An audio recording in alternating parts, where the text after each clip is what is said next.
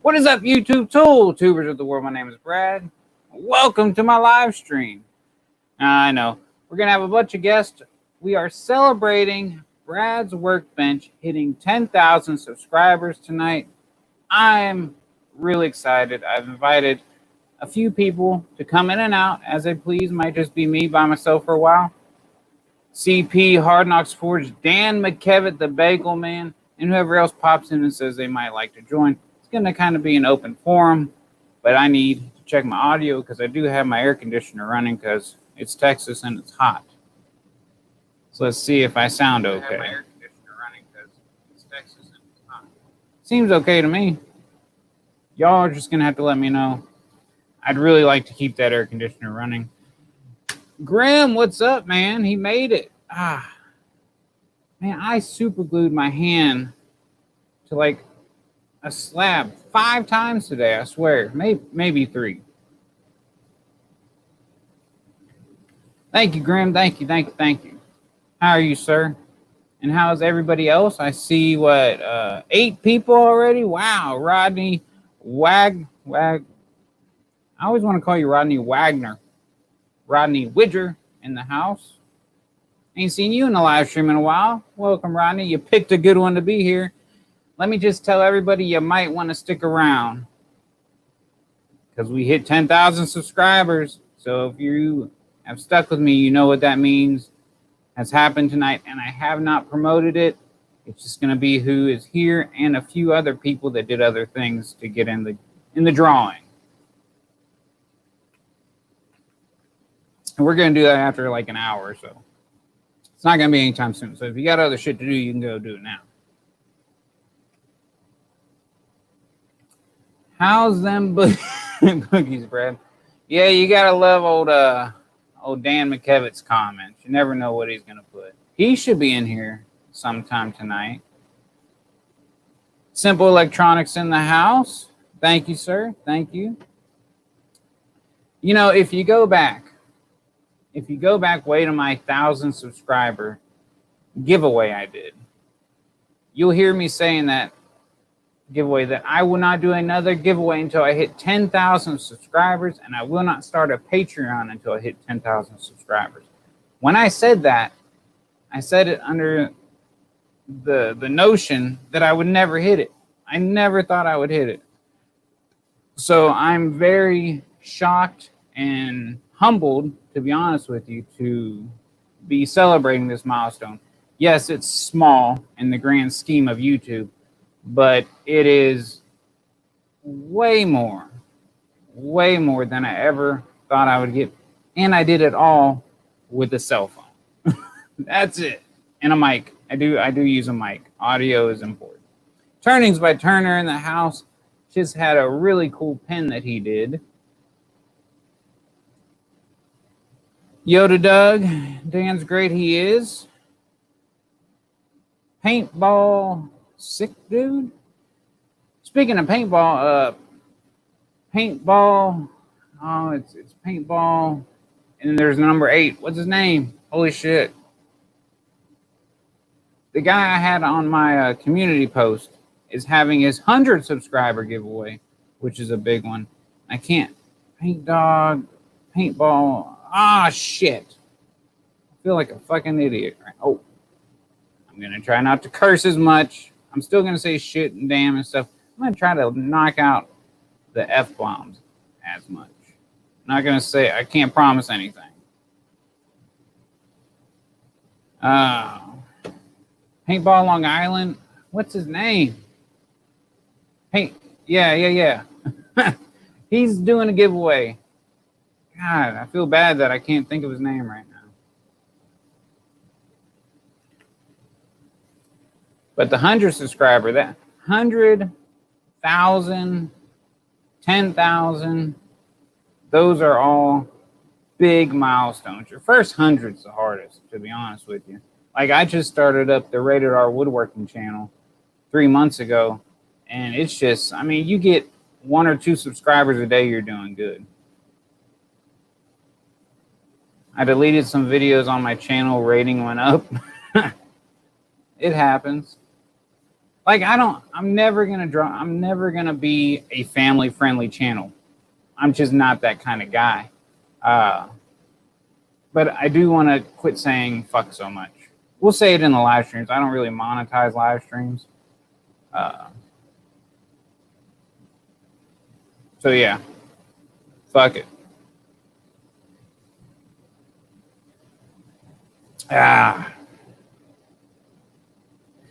I said the F-bomb like 100 times driving back to the hotel. These idiots in Birmingham can't drive. What are you down in Birmingham for? I thought you were in Oklahoma. Birmingham's in Alabama, if I'm correct. Oh, for fuck's sakes. The maintenance man making an appearance. What's up, Neil? Sad that you can't come on tonight.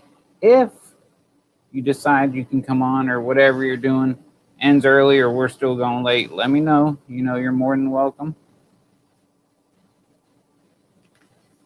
Almost anybody's more than welcome on this stream tonight.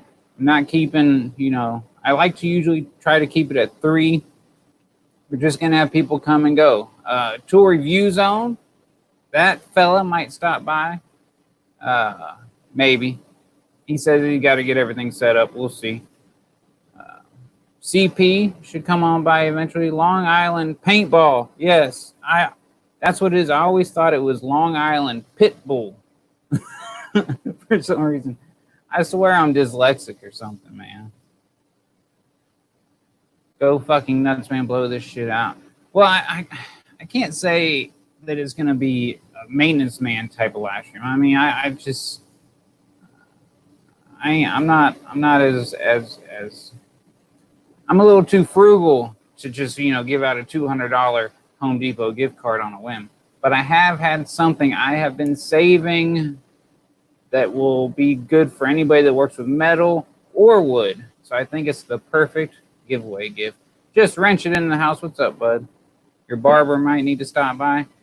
I have told my wife she can cut my hair when she's ready because she's the one complaining about it. I like my long, luscious locks. Oh, yeah. Thank you, Turnings by Turner, giving the $10 super chat, which I always feel uncomfortable with, but I appreciate it. 10 for 10,000, he says. Thank you, sir. I really do appreciate that. Brett Lamke, hey, bud. I will tell y'all, just put it out there, we are going to do a giveaway tonight. I have not announced it. I've hinted towards it, and you must be in the chat to win the giveaway. The reason I'm doing that is because I want people that are true supporters of Brad's Workbench to get this. That's why I haven't hyped it. That's why I haven't done videos trying to get more people over here. I'm where I'm at. I'm happy where I'm at. I want to give you guys something to show my appreciation is basically what it is. The reason I'm saying that, thank you, maintenance man, $9.99. Where's that penny at? I might have a penny in my phone. No, I appreciate it, bud. I really do. Just to let you guys know, there are some names already in the bucket. And that is people, if you remember a couple, maybe 3 or 4 weeks back, I posted a request. I said, hey, if you like making stuff, go check out Will Makes Everything. He's almost to 1,000 subscribers, and I think we really helped push him over the edge. So people that went over, left a comment on that community post, I gave an extra ticket to show my appreciation. You helped me out, I want to help you guys out, and I know that Will surely appreciates it. Just wrench it. Appreciate it, bud. $5 and BW's Electronics. Thank you, guys. And look, we have our first guest, and I don't know why my mouse isn't working. Let me bring him on here. There he is. What's up, brother? How you doing, Brad? I'm doing good. Hold on. I got my volume down. Am I too loud? Can you hear me? No, I had it down because I usually, my computer area is right next to my girl's room. Yeah, I'm out in the garage. So listen, man, I wanted to stop in and say congratulations on the 10,000, man. Well deserved. Love I the appreciate channel, it, man. You guys, you're kicking a butt, man. Good old Harbor Freight will take you straight to the top. Yeah, they seem to be the way to go. Listen, their stuff's popular, man. You know, whether you love them or hate them, that Harbor Freight, I never had an issue with Harbor Freight. They sell tools. You know, some people, they might need something one day and not need it the next. And if it breaks down or whatever. I got a lawnmower jack from them. I've had it for 3 years, and this thing works perfectly. I think I paid like 70 or 80 bucks for it. I use it every other month to change the blades. So I bought stuff there. I still use their impact wrenches. Not bad stuff. That's why I think their videos do so well, is because people search out, because they got to make sure they're not going to buy something bad. You know, there are gems hidden in there. If everything was bad, nobody would go there. So that's why I think the method to the madness. Yeah, I mean, I got one right up the street from me, and that place is packed constantly. Every time you go out, they have their parking lot sales inside the store. But they're always busy up there, man. So, it is what it is. You get some good views and whatever helps the channel. If you like the stuff or you don't like the stuff, bring it out, let the people see it, and, that's it. Well, how's your channel doing? Because last I knew, you were growing extremely fast.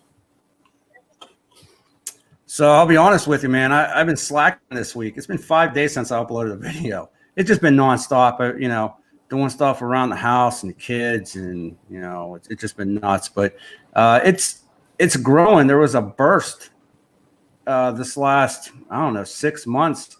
Not really sure what happened, but it just started picking up and booming, and which is great. We're getting new subscribers every day. We're in about 200 subscribers now. We were going about 400 subscribers a day. But now we're about 200 subscribers a day. So it's slowing down a little bit, but just trying to put that content out there, and it seems like people are enjoying it. But what's nice about it, here's what's cool about that.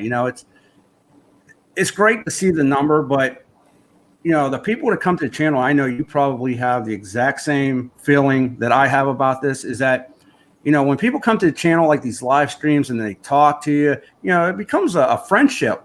And the people that you find in these communities on our channels and stuff, man, it just makes the day great when you hear from some of these guys, and they reach out just to say hi. So that's what's really it's just been so much fun this last year. It's growing, and like I said, you're picking up, man. You're growing. It's great to see you at 10,000. I'm really happy for you, man.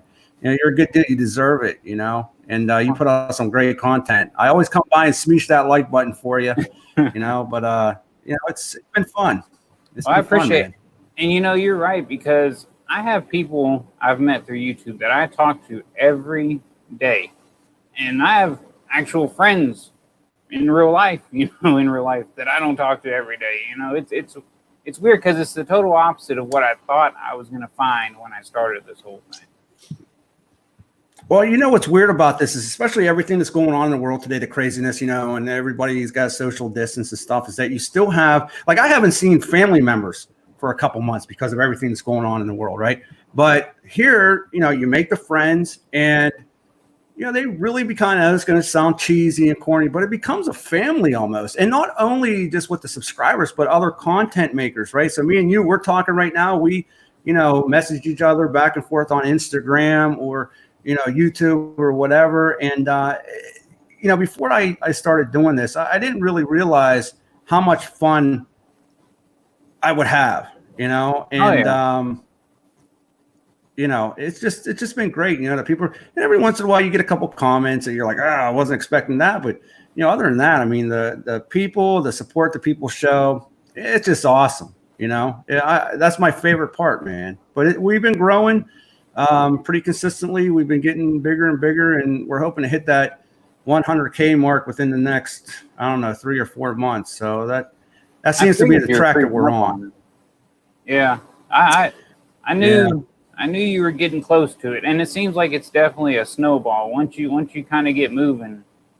Like, because you say 400 a day, I'm happy at 400 a month. Well, you're right. It snowballs. But you know what really did it for the channel, believe it or not?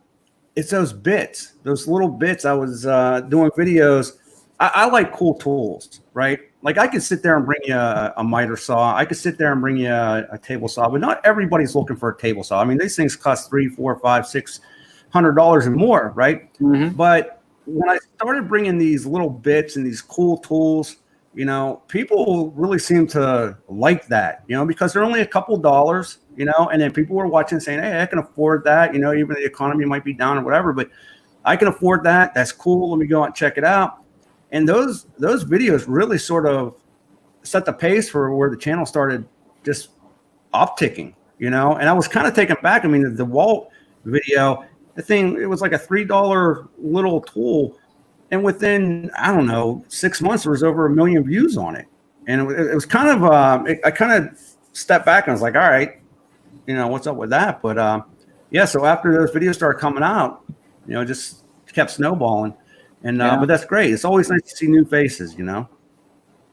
It is. And there's Tools and Trash is a new channel. He's coming up in the ranks. I think he's going to be hitting 1,000 subscribers. And I remember when, I don't know if you heard when I was telling the story earlier, when I hit 1,000 subscribers, I jokingly said my next giveaway would be 10,000. And I never really thought I would get there. So it is. Yeah. It's kind of crazy. My wife still doesn't believe it. You know, well, she didn't think 100 people would listen to me. Neither did I. Well, you know, here's the thing. This is what I always say. You know, it's always harder. The hardest part is getting the 1,000 subscribers, right? Even the 100 subscriber mark, you know. And when you get to that 10,000 subscriber mark, you know, you kind of stand back and say, well, you know, it's, you know, this is strange. 10,000 people, you know, they're interested in the videos I'm putting out and this and that. But what I will say to you, and, you know, you do whatever you want to do. But when I started getting to the 10,000 subscriber mark, for some reason, something in my brain switched and said, you know, you gotta be more professional. You got to do this. You got to make sure that the editing is perfect. You got to make sure that, you know, everything is perfect. And what had happened with me was I started getting stale, and I was scared to be a little too funny or a little too crazy because I was worried about, you know, what people are thinking. And I started thinking to myself, you know what, it's not fun anymore. It turned to a point that it just wasn't fun, you know, because I was too worried about everything being perfect. You know, if I misspell something in the description, and it became a second job is what happened. And I wasn't enjoying it. And I almost quit right around the 10,000 subscriber mark. Believe it or not, you hit that milestone, but then you start thinking to yourself, you know, am I doing this right or am I doing something wrong? But what's cool is that the subscriber support and the people that are listening to this video now, I hope they realize how important it is for that support, right? For people to go on, you know, YouTube. Listen, we get a lot of hate comments, you know, we get people that, you know, they're tough, but that support is what drives us and keeps us going. And if I know that everybody's liking what I'm putting out, you know, I could have 10 negative comments, but if I have one comment that said, hey, listen, this really helped me out with this purchase or whatever, then that erases all the negative. So what I would say to you is, you know, be you, and you are you. You're doing your thing, and that's why we love this channel. Just keep doing that, and you know, you're just going to keep going and going, man. So it's awesome to see that. It's awesome to see you growing like you are. It's awesome. Well, I definitely appreciate it. I don't think I'll ever be too professional at this channel. I mean, I'm still shooting most of my videos on an old iPhone 6. So, yeah, and that's the other thing I'm going to do. Now that I hit 10,000, I'm going to start showing some of my techniques and some of the behind the scenes, basically because I want to show people you don't need fancy equipment to do this stuff. And I hate when I see people going out spending all this money when you really don't have to. The phones they got on cameras today are amazing. Yeah, you know, when I started, and I can't watch my older stuff. I just can't. But the reason why I can't watch your older stuff, it's not because of the camera, right? People will sit there and watch a video if the video isn't 1080p, you know. what's important if anybody's looking to get into something, and what I found out personally, and it could be different for other people, but if you have bad audio quality, that is where you're really going to get nailed by other people.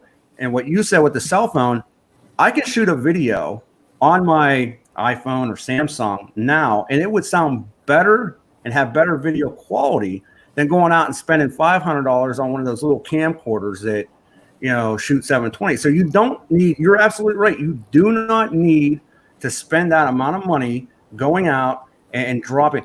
Let the channel build, put little videos out with your cell phone, and put that, if you start getting AdSense or whatever, start putting that back into the channel, right? Don't go out and drop $5,000 on a piece of equipment.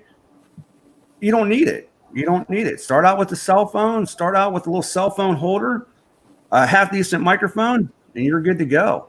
But you're absolutely right. Definitely agree. We got CP the Tool Addict joining us, and I saw what you were trying to do with your little hat there, buddy.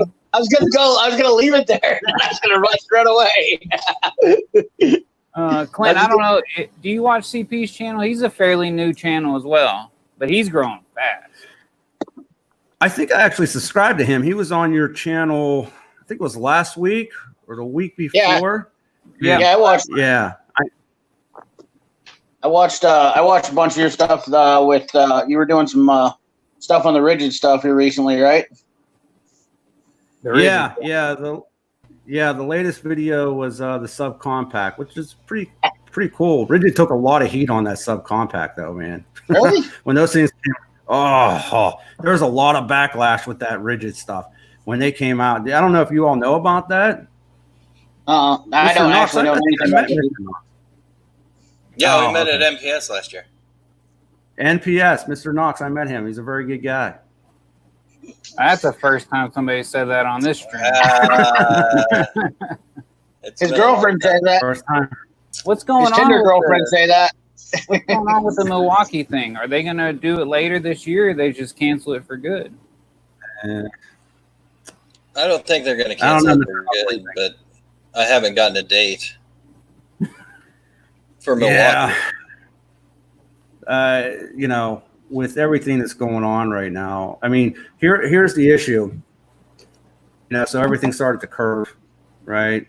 And they thought they were good with it, and they were trying to hold it off, I think, for a little while. But now you're hearing that everybody, they're saying that there's an uptick in this thing, and that there's spikes in it. So who knows what they're going to do? I'd just be happy to see the framing nailer. I know a couple of people got them, but I don't know. I don't know what they're going to do. I have no idea.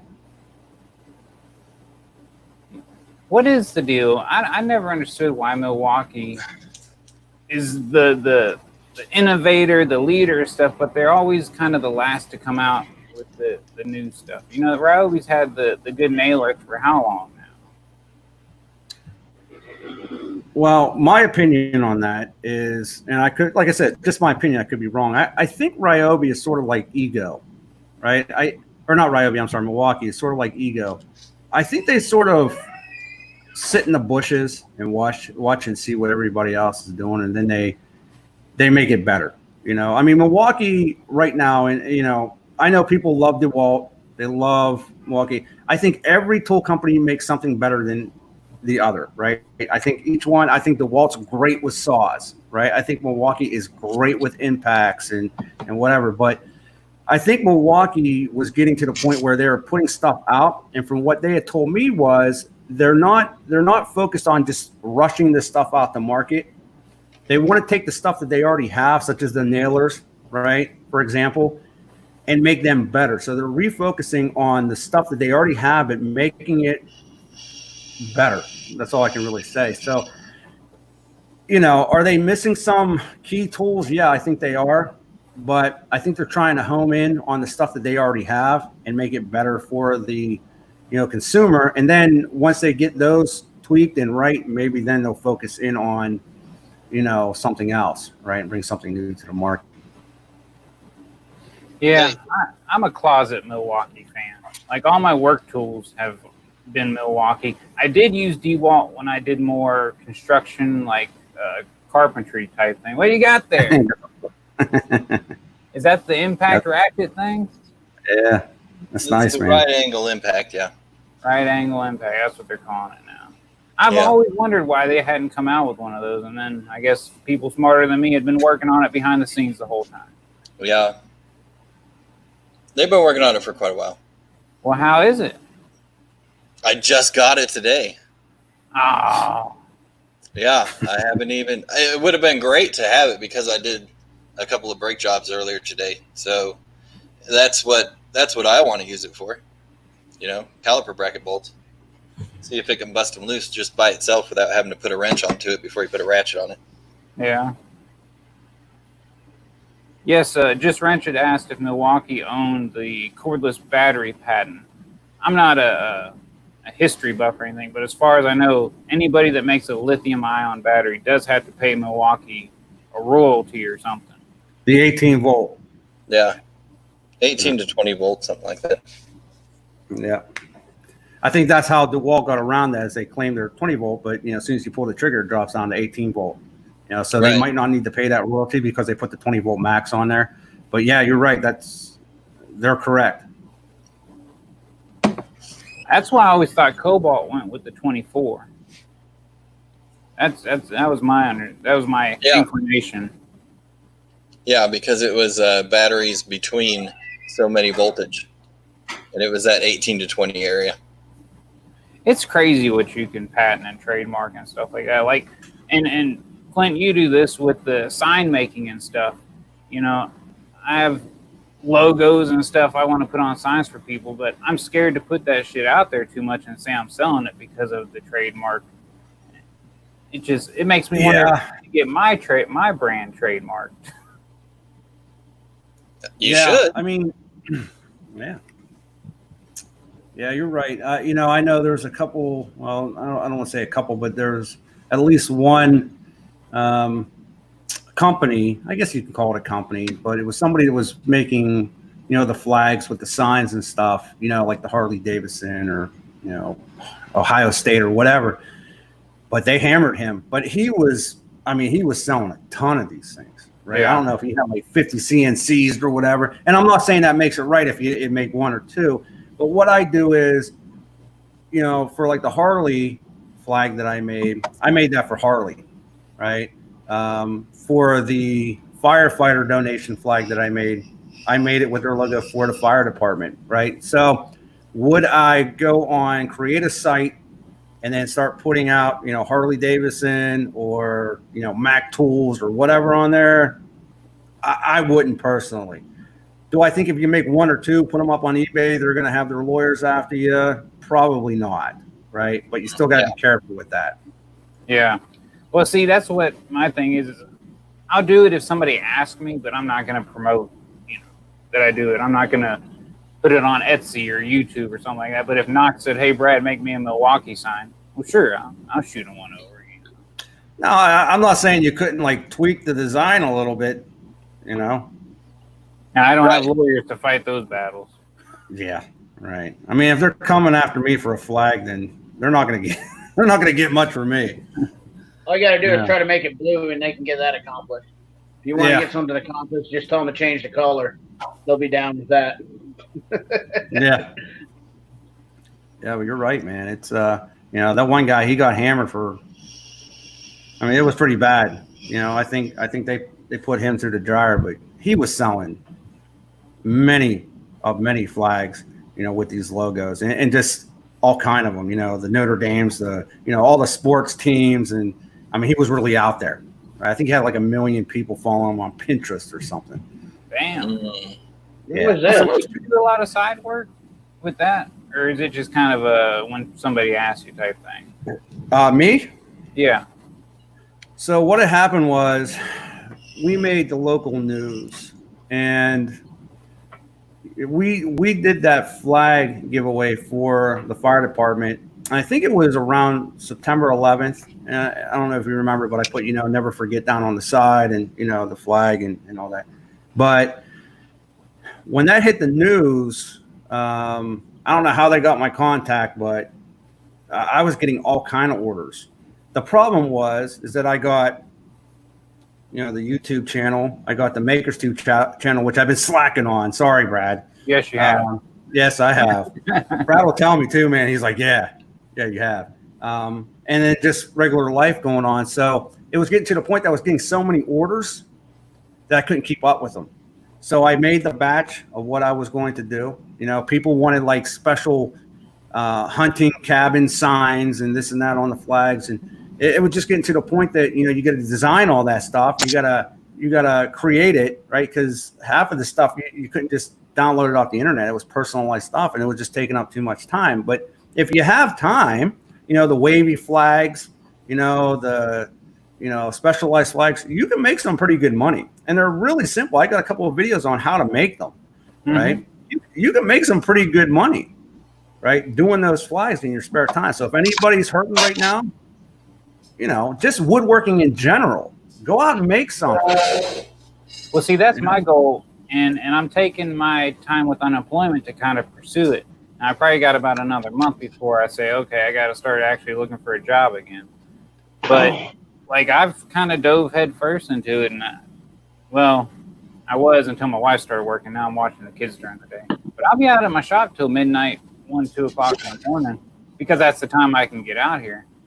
Yeah. But I would love to be able to try to do something like that. Now, I know I won't make a ton of money with any one thing, but if the YouTube keeps growing and I can do, you know, enough woodworking that I can just work a part-time job and I get to stay at home, because before I was working in the oil field, I was gone from my family a month at a time. That sucks. That's tough, man.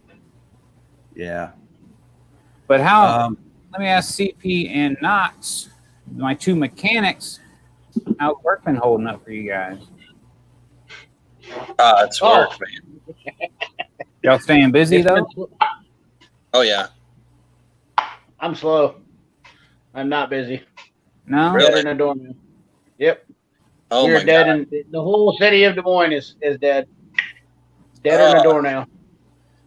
They've got 3 dealerships that are on skeleton crews, basically. They got guys that they're on call and this and that. But like I said, I don't always rely on just mechanics, because I got that CDL life too. So I've been hitting the truck. I've been hitting the road a lot. So yeah, just to keep the guys busy in my shop, I just been throwing all sorts of garbage at them. Yeah. Hey, do this.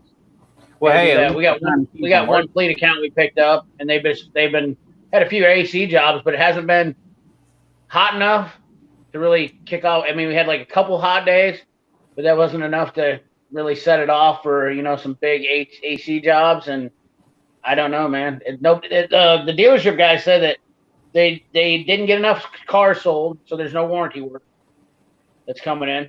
I mean, and obviously we're a smaller city, so I mean, there's 500,000 in the whole county versus, you know, like a Dallas area or whatnot. So they didn't get enough cars sold to actually get any warranty work in, and there's no trade-ins. I don't know. It's just weird. So, how many people did you say in your county? 500,000. Yeah, Polk County is basically the biggest part of Iowa. You know what I mean? Okay. Like, so that's not even like, you know, some cities are bigger. I mean, Kansas City's probably got 500,000 in one county. You know, or, you know, not more than that in one county, probably down there in the smallest county in the Kansas City area. So, yeah, we're just a bunch of hillbillies up here. That's all. Yeah, there's 500,000 just in Overland Park, and that's only like a little section of Johnson County there. Yeah. You go over on the Missouri side where that's the bad side of Kansas City is Missouri. There's 2 million in just KCMO. It's ridiculous. And Midwest boys. Clinton, you're up from Northeast, right? Yeah. Originally. Oh, what's that? Sorry, go ahead. Sorry. Originally from Pittsburgh area, and then I moved over to I'm by the Youngstown area now in Ohio, so it wasn't a big leap, but yeah, I'm Eastern Ohio right now. Yeah, actually all my family except for me was born southwestern PA, so right almost near that border of West Virginia and stuff. Yeah, I was just north of Pittsburgh, it was about 40 minutes to Pittsburgh. and right on the Ohio-Pennsylvania line. And now I'm on the Ohio-Pennsylvania line, but just in Ohio now. So my wife's family lives over here, and she told me that I needed to move over here, so I did what I what I was told to do. Ain't that the truth, man? Yeah. I ended up moving to my wife's small town. We have less than 1,000 people in this town. That's pretty nice, though. Brad, I It can is see a what it little is. bit of Amish in you. A little bit of what? Amish. Oh, yeah? I can see a little bit of Amish in you. If you know what change that your hat he'd be? and He'd put be a the flannel on- Amish in between me and you, Snots. You know, Mhm. Southern Iowa, and, you know, between Kansas City, he could be the meat in the fat kid sandwich. Yeah. I will be the meat in no one sandwich. Thank you very much. BWS, I appreciate the super chat, by the way. And I do want to tell you guys, not saying you have to go there, but I did say when I hit 10,000 subscribers way back in the day, I would start a Patreon. And I started one yesterday. I can't say it's going to be too fancy, but it's going to be just like the channel. It's going to kind of probably suck when we start, but it's going to grow into something nice. And there's some pretty good benefits out there. You gonna send us sweaty underwear? We get in there? Well, let me see. I wrote them down because I knew I wouldn't remember. This is professional now, isn't it? The biggest thing. Read from a script. Give us your induction speech. Go ahead, Brad. Stand up. We Scripted. do the golf lap. The biggest thing is I did the second tier can get a discount on any of the custom woodworking I do, or if you want something made. Dick pics? And the highest tier, which is $7 whole a month, is my highest tier. You get a sticker pack of the new channel stickers I got in with the new logo, and you'll get a free CNC carved sign after a year. Oh, You can wow. stay a member for a year. I'll do that for you. So I think that's a pretty good start to it all. That's A not really good bad. start. Yeah, that's not bad at all. You know, I'm looking for my Brad's Workbench sticker around here. I don't see one. Well, But I'll tell you what, we Mr. just Brad. got the new logo in. I Look at don't have a new one. I got Oh, the look at old one. that. Nobody There's has a new something one. missing on that, Brad. What? Where's What's that? the extra part at the bottom? I'd like to apologize to absolutely nobody. Why is that not on the bottom? You ain't got enough room for everything. But check these out that somebody sent to me as well. Aren't they shiny? Oh, look at Pretty that. That's Real real nice. workbench. Yeah. That's I told crazy. Sue, I said, you know tool guys when you make a shiny sticker. That's awesome. Those look good, Yeah, guys. no kidding. Good job. Yeah, man, you got to have some shine. Now I kind of feel bad I didn't make mine shiny. I got to add some chrome in my logo somewhere. Yep. Sue's on it, man. I'll tell you what. Sue's gonna own all of YouTube before everybody else figures it out. And That I'm ain't pretty no joke. sure that the maintenance man, that's how I found out about WorkPro. Like, I had seen their tools, but I thought, oh, WorkPro, they're probably just shitty Chinese tools. I'll go to Harbor Freight for that. And then Neil started talking about them, and then I started noticing them other places, and they're not bad for people like me that use most of their tools at home. Who does Stanley Black and Decker own WorkPro? No, they are owned by Great Star Industries, which owns Pony, Jorgensen, Miller's Falls, Everbright is a Great Star. There, it's Everbright. a ton of people. Like another tool group. Yeah, they're like another Stanley Black and Decker, basically. You know, I think we share a lot of the same subscribers, Brad. I'm getting, I got a couple text messages, and one from my boy Antonio. You know, Oh yeah. yeah, he's everywhere, man. Yeah. Yeah. He's one of your blue rents. I seen him in your live stream that one day.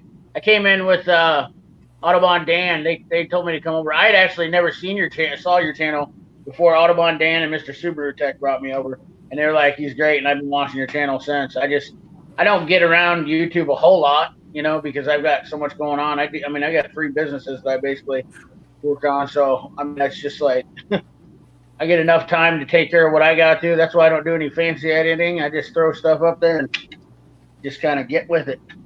You know, all there is to it.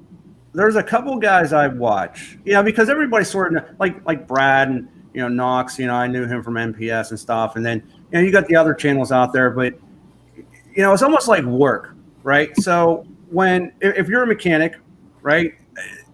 Maybe I'm wrong, but do you want to sit there and watch mechanic videos all day long, right? I'm watching, everything else but tools, right? And I'm not, it's not because I don't, I'll stop by, other channels, give them a thumbs up, but I just don't watch that. But what's funny is you see these guys on the same channel, and it's so weird because even though we don't have, we don't talk every day, the same people, the same subscribers are on your channels, right? And it sort of brings everybody together. That's what's cool about the community, whether you're mechanic, whether you're in woodworking or whatever, everybody sort of knows everybody in this larger niche. So it's pretty cool. It's pretty cool. I think it's a good thing, and it's also what causes so much damn drama throughout the tool. Tool guy. Well, I stay out of drama. There's been a couple times that I've almost got drug in, and I'll just say this. I'll just say this.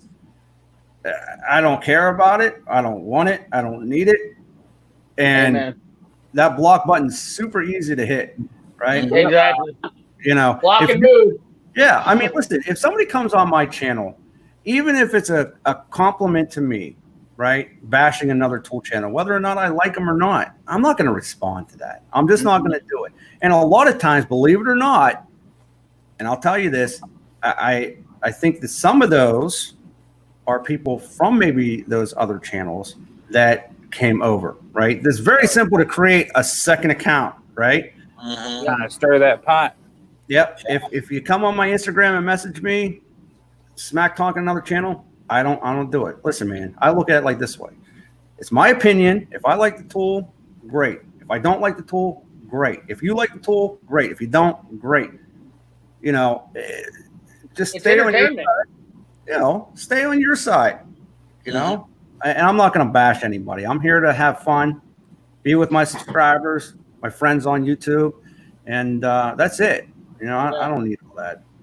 Well, see, I'm pretty guilty of talking shit about everyone. Like, I talk shit about my best friends. So fighting all the time. No, listen. There's a difference, right? So I'll give you an example. I don't know if you guys know of like VCG, right? Yeah. So yeah. So me and them basically started at the same time, and they just kind of went through the roof. But me and them are actually friends. So we would make videos busting on each other, like you were saying, right? Or, doing some type of skit where we were pretending to fight. And we actually had tool companies, right, calling us and like, what's up with you and VCG, right? But it's all in fun. But that being said, if you got somebody coming over saying, this guy's an a-hole, or he was talking smack on you, and what do you want me to tell them in reply, right? No, I'm not getting involved with that. You don't know who you're talking to. You don't know, why do I need somebody hating on me? If you want to hate on me, great, but you're not getting my attention. I'm gonna focus my attention on people I like. Because I used to piss off a lot of coworkers, and they knew I had a channel. So I always wondered if I had coworkers that I was sitting there bickering with. Because I will argue with people to an extent on my channel. I'll talk shit right back to them. I'm still small enough I can get away with it. But I've always wondered, and I have cousins and stuff I don't really know because most of my family's way off wherever.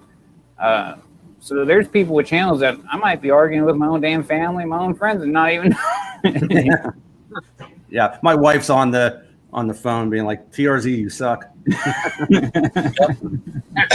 But no, I mean, nobody needs it. Took me a minute. It took me a minute to figure it out. I was just like, I just go off on people. Like, who the hell are you? What's your deal? You ain't got no picture on there. You got a name on your account. Why don't you make a YouTube channel? Show me how to do it, pal. Yeah. And then I was like, after a while, I just was like, you know what? These guys aren't worth even talking to. I had a unicorn today. I had a guy that I was arguing with. He came on a Harbor Freight video and told me that Harbor Freight discontinued their 20% off coupon, And then if I don't know that, then I don't know Harbor Freight. I must be new to all this. Yeah. And I didn't even get mad at him. I said, hey, it's at the end of the video in the whatever coupon gallery. And he came back, he said something else, and finally I put a timestamp. And here's the thing, I didn't expect to hear from him again. He goes, oh, I'm sorry, you're right. I was wrong. I didn't watch the whole video. I was like, holy shit. Yeah, that's rare. Yeah, I usually get the yeah, you were right, but I still hate your face. Yeah. Right. You know. Yeah. I've had a couple of people like that they were my biggest critics, and then they came back to be good people. You know, they were. Some people want. I think they just want to see if they're going to get hurt. I think is what they do. They see if you're going to listen to them, and if you respond back to them and don't like jump on them, then they'll kind of poke you again, and they just want to see if you're gonna blow up on them, or you're gonna just take it and win stride. You know, I don't know. I got like 3 guys that are subscribers of mine that have done that, and they've just turned out to be really great guys, smart dudes. And listen, I don't have any issue with somebody saying you should have done this or you should have done that or correct. My videos get better, I think, because of that constructive criticism. Yeah, constructive, right? But here's 2 things that you don't do on my channel. Number 1, don't be coming on and starting trouble with my subscribers. Right. I see that you're done right away. You're blocked. You're done. The second thing is, if you want to come off nasty right away, I'm not going to waste my time, right? So if you come in and start throwing F-bombs and this and that, if you say, hey, how come you didn't use the 6AH, compared to the 4? I don't care about any of that. Or maybe you should have drilled through, concrete instead of wood. Okay, great. Constructive criticism. Your mic sucks. Your video quality could be better. All that stuff made me better as a YouTuber, right? But when you come on, you start slamming my subscribers, you're just going to come in and act like a kid, a 12-year-old with the profanity and this and that and every other thing, and it's just not going to happen, Yeah, Josh Wrenchett, he says that getting creators to respond is harder and harder to do. I think they're just trying to get our attention sometimes. Well, I think sometimes you just get wore out with responding to people. And sometimes trying to have even a constructive criticism conversation definitely gets taxing. You're one guy against. I mean, like, you've got a lot of subscribers. You're one guy against a comment box that's got 400 people in it. Think about that. I mean, that is no easy task. And definitely, I think most creators want to talk to their subscribers, but it is a challenge. I get emails every day, Instagram messages every day, Facebook, and I'm not even that big, and it's like, I feel bad if I don't respond to somebody, but you can only do so much as one guy. I don't have an editor. I don't have some of these channels, they got full on. I know people with their wives are sitting at home dealing with all that stuff. That's all they do now, handle all the PR basically. Yep. It's just tough. Well, see, that's my favorite part. I still respond to almost every comment I see. I don't check it 24/7. I usually check my phone in the morning when I'm having some coffee and I'm still kind of waking up, and maybe in the evening or mid-afternoon if the kids are napping, but or late evening when I was working. But it's truly my favorite part, and I like the interaction with people. The people that come off just talking shit. I'm moody. I'm a moody guy. So it all depends what kind of mood or day I had, the response you're going to get. I have come right back at some people and just shit talk the hell out of them, which isn't professional or, YouTuber-ish quality. But again, I'm not that big yet. I still get away with it. Here's the thing with me. It's, I always try to look at the subscribers and what comments they're leaving. There's only a couple comments a couple things that I don't respond to. One is this week, I just needed to step back a couple days, right? So I got to go through my comments, right? You do need a break, but like you had mentioned, you get a lot coming at you, right? The Instagram, the Twitter and stuff like that. And I try to respond. Sometimes I feel bad if I miss something, and sometimes I do. The only ones I don't respond to is somebody that, the information I know is in the video, but you didn't watch the video, right? You could have got the information by watching the video, right? 2, do you want to be friends and 3 do you ship to Pakistan? Those are the only 3 that I try not to answer.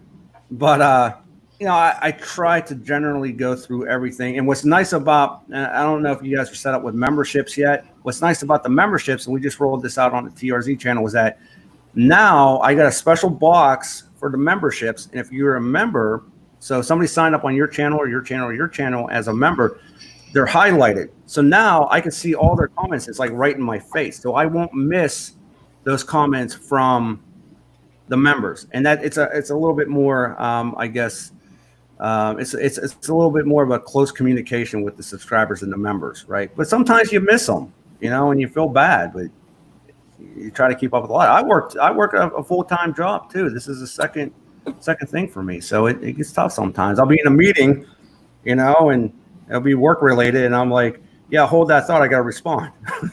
I do, you know, but, you know, it is what it is. What? Everybody love everybody. Oh, I don't even know who Jackie Moon is. It's a movie with Will Ferrell in it. No. Yeah, Over my head on that. You don't watch any movies. I was over on Heavy Wrenches for a minute, and he was talking about Smokey and the Bandit, and I was like, well, don't ever talk to Brad's Workbench then, because he's never watched that movie. I was talking to Brad the other day, and I was like talking about Smokey and the Bandit, and he's like, who? What? I was like, dude, what?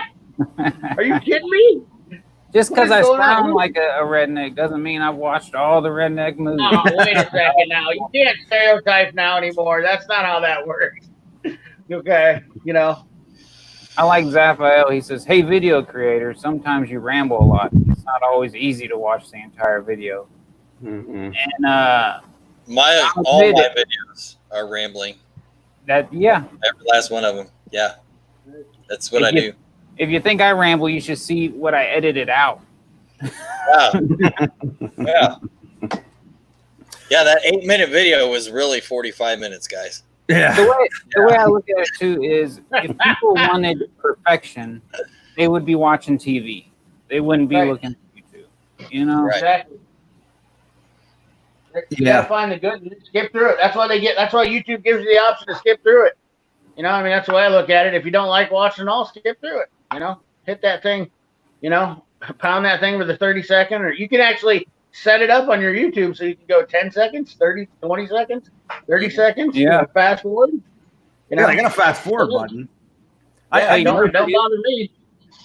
I get the videos. This video is too long. It could have been in 8 seconds. All right. Well, yeah. Hit the fast forward button. Junk from work used to always tell me how slow I talk, and I don't realize it. You know, it's just the way I talk.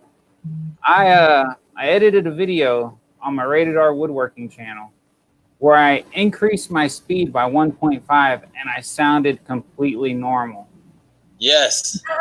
Yes. And I don't want to pick on anybody, but Flat Rate Master, he is a 2 times guy for fucking sure. Oh, yeah. Every video I watch his is always 2 times. It's like, all right, yeah, I understand exactly what you're saying now. Exactly what you're saying. Yeah. And I love that guy. I love that guy. I never really noticed it until I think I was fast. I was going fast through some actual turning and stuff. And then I guess I broke in with talking while I was in the middle of the turn. I'm like, whoa, I still understand myself. That turning video you did the other day was definitely something that I was like, yes, get it, Brad. I was like, he was just going off on that thing. I was like, I can't believe you didn't even cut that out, because it was like, mm-hmm. Those are the good videos. Those are the ones I love. Intro. Well, there's a reason it's called Rated R Wood Turning. I'm not gonna censor myself. There's usually a lot of cursing in anything I make. And see, a lot of times I don't watch the fucking. Everybody has their own little intro or whatever. I do watch Brad's because that motherfucker can dance. Yeah. I changed my intro, Knox. Oh my God, you caught me. I lost it. No, I've been working. Tinder. well, no, I get it. Facebook. I know all my latest videos. I've been doing the Harbor Freight coupon videos, and then I just happen to be doing the Harbor Freight Top 5 series, which is going to end next Monday. So it's a bunch of Harbor Freight lately. So I get that a lot of people ain't going to watch that. I don't blame you, you know. But yeah, you got to check out my new intro. It's 6 seconds long. I went the total opposite. Intros are definitely. I don't know what the catch is with the intros. Honestly, I don't know if it's for new subscribers. If that's what brings in new subscribers, is just that intro. Is that the gimmick with it, or I don't know what the deal is? Because I think it's just the image, the icon, right? So you got your stickers, right, that you made, and people know that icon. So if they see Brad's Workbench or Mac Tools or just like the Harley Davidson sign, you know that symbol, right? So it's a brand type of deal. Me personally, I got rid of my intro just because I noticed in my analytics that when the intro would come on, you would see that dip. Yeah. Right. Because everybody's skipping past the intro. And when you skip past the intro, they're probably going to skip past another 50 seconds accidentally. So I got rid of it, and I noticed it sort of stabilized a little bit. Yeah. But, is it important? I don't know. I guess. According to the gurus, it is, but I don't see it. Listen, let me tell you something about the gurus. I listened to the gurus, and when I started listening to the gurus, my channel went whoop. Right? Yeah. You listen to this guru. I believe it. Yep. Everybody was saying, use TubeBuddy, use TubeBuddy, use it. I started using all these excellent hashtags, right? Excellent. You know what I'm talking about? The green excellent. Yeah. Put it in, the video would just go whoop like that. I said, I'm done. I was doing that for 2-3 months, and my channel just stopped. Everything the gurus are talking about, they just put out content to put out content, right? So everything, you got to do this, you got to do that. I don't listen to any of those guys anymore. I put it out. I put my thumbnail up. I put my tags in. Same thing. Tool reviews, power tools, things that people are looking for. If it works, great. If it doesn't, it doesn't. But at least it's me experimenting instead of listening to these guys. And don't listen to those guys. I buy that more because that's exactly how I do it. I don't have any. Everything that the only thing I changed on my YouTube from what the gurus said was to be more conforming, I guess. But I don't think it mattered. I think all my views just came because what I'm doing, and people just like to see me do stupid stuff. So they were just like, that's all. People follow people. If I look at it this way when I go on a YouTube channel. I follow the person. I don't really even give a shit what they say, honestly. I mean, I'll go there for a little bit of information, but the reason I'm watching them, I watch Brad because I like what he just makes me laugh. There's always going to be something that's going to be funny. I'm waiting for him to do something funny or something that's going to make me laugh. I mean, it's entertainment for me. That's all there is to it. A lot of times, and if I want to see a new tool or something like that, I go to a certain channel that I want to see that new tool on because I like how they review it and whatnot. I mean, it's just. That's all there is to it. I'll watch the same shit over and over, but it's the person I'm watching at that point, not really what they're doing sometimes. I don't know. Yeah. Sometimes it's just the person. It's not actually the content. Yeah, absolutely. Yeah. You got people that are getting found, being that person, and you got to let people find you, and that's one of the hardest part. And that's the big reason I think my videos took off is the Harbor Freight coupon videos because people love that shit, and then that will lead them into some of the other videos that I do. So it's getting a little bit lucky to where you start growing enough to get found on search and stuff like that. Well, you start getting the authority, right? So if I come out and start talking about teapots tomorrow, they're not going to promote my video. Yeah. But this is what other people need to understand as well, right? So I'm on Brad's Workbench right now. So YouTube's algorithm is going to pick up that I am on Brad's Workbench right now. So what's going to happen when I post a video, whose video is probably going to be recommended next to my video? Probably a Brad's Workbench, right? And what people don't realize in this niche, and this is why everybody sort of needs to work together instead of working against. Everybody's so worried about, you're going to steal my subscribers and this. People don't understand. If I'm hanging out with Brad or Knox or anybody, if we have that communication, if I'm watching your videos, you're watching my videos, our videos get recommended out to those subscribers of the other channels, right? So that is what I find more important. Networking, right? Working with each other and not being a-holes. You know what I'm saying? And Yeah, that's pretty simple. My first video or first live stream I ever did was with Knox. And every time I've actually searched my name, that video still comes up. And that's been like what, 10 months, 11 months ago now, Knox? That's been a while, yeah. And I can't believe it. Every time, and even when I go to what's that? When I go to the one site where you check your analytics, Social Blade. Yeah, Social Blade. Knox comes up underneath me every single time when I put in my name. Yeah, YouTube's not stupid. They know. So it's crazy how much they know about people that watch it. Right. Yeah. Well, yeah. They're all up in your colon. That's the problem. Whenever I search my name, the first one that comes up is fucking Justin Sturgill trucking. Whenever he sent me them trainee panties, that's the first video that pops up. You motherfucker! God damn it! It's pretty funny. That was a nice little collaboration there, but yeah, that's the first video that pops up when you search Hard Knocks Forge on Google. Is a fucking trainee panty video. Yeah, that's what I'm saying. That's a great memory, huh? That's perfect, man. Well, that makes it to where I cannot ever lose that fucking, don't send me any panties, it'll never fit. Because that's the first video that pops up when you Google my fucking name. Let me ask. I couldn't change that if I wanted. I've got a question I've always wondered, and that's when I first started seeing tool reviews on pop up. One thing I always noticed is you had these long-ass titles. And I was always wondering, is there a theory behind the long title? Because everything I've always learned and watched and done is short and sweet. But you write a whole damn paragraph up on here. Well, you used to. I don't think you do it as much anymore.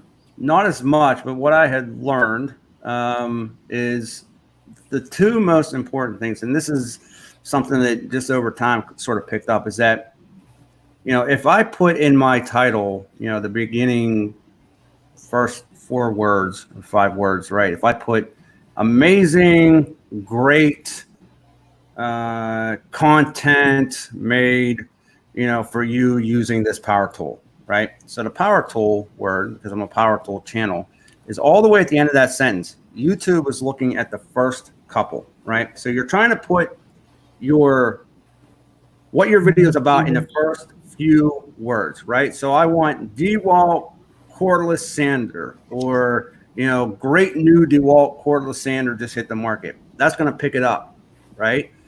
And then at the end, right? So I usually see in some of my newer videos, you'll see like DeWalt blah blah blah blah blah, and then you'll see a dash, and I'll say testing the new DeWalt cordless sander, right, or Milwaukee or whatever.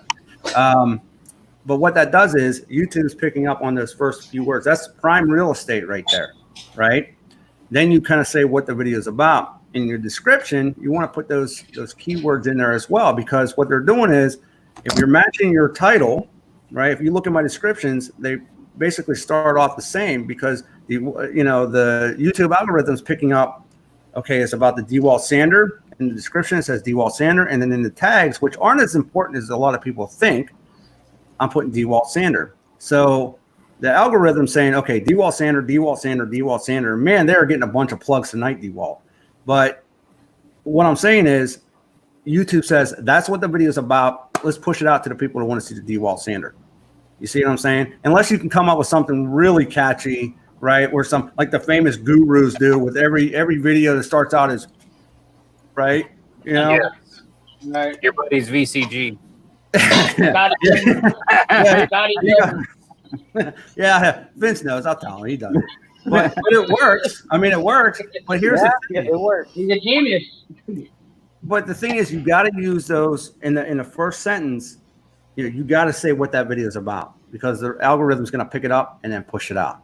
You see, put it in the description and then put it in your tags. But those are that title, man. That first 5 or 6 words, those are your prime real estate right there. That's what you got to focus in on. Mm-hmm. I started seeing a lot of my views increase when my thumbnails got a lot better. And that made a world of difference for me. Thumbnails, they say, are big. Well, what's the first thing you look for on a video? You know, when you're scrolling through and you see, you know, you're watching a steak cooking video and you got a partial picture of a grill over here and then what else over here, some trees or whatever. But then the next video you go by, you got that juicy steak, right? Sitting on a grill smoking. That's what's picking it up. You're looking at that and saying, that looks cool to me. And then the second thing you got to look at is, okay, what is your title reading, right? So I'm going to look at that video first. If it catches my eye, I stop scrolling. Then I'm going to look at that title and say, it's pretty good. Then the description. So those are your first three things. Thumbnail number 1, title number 2, and then your description number 3. Don't worry about the tags as much. They'll just kind of place you. But those are the most important parts right there. But you got to have a good thumbnail. Yeah. Look at Sarah and Toon's thumbnails. I watch her videos every time and get trapped into that.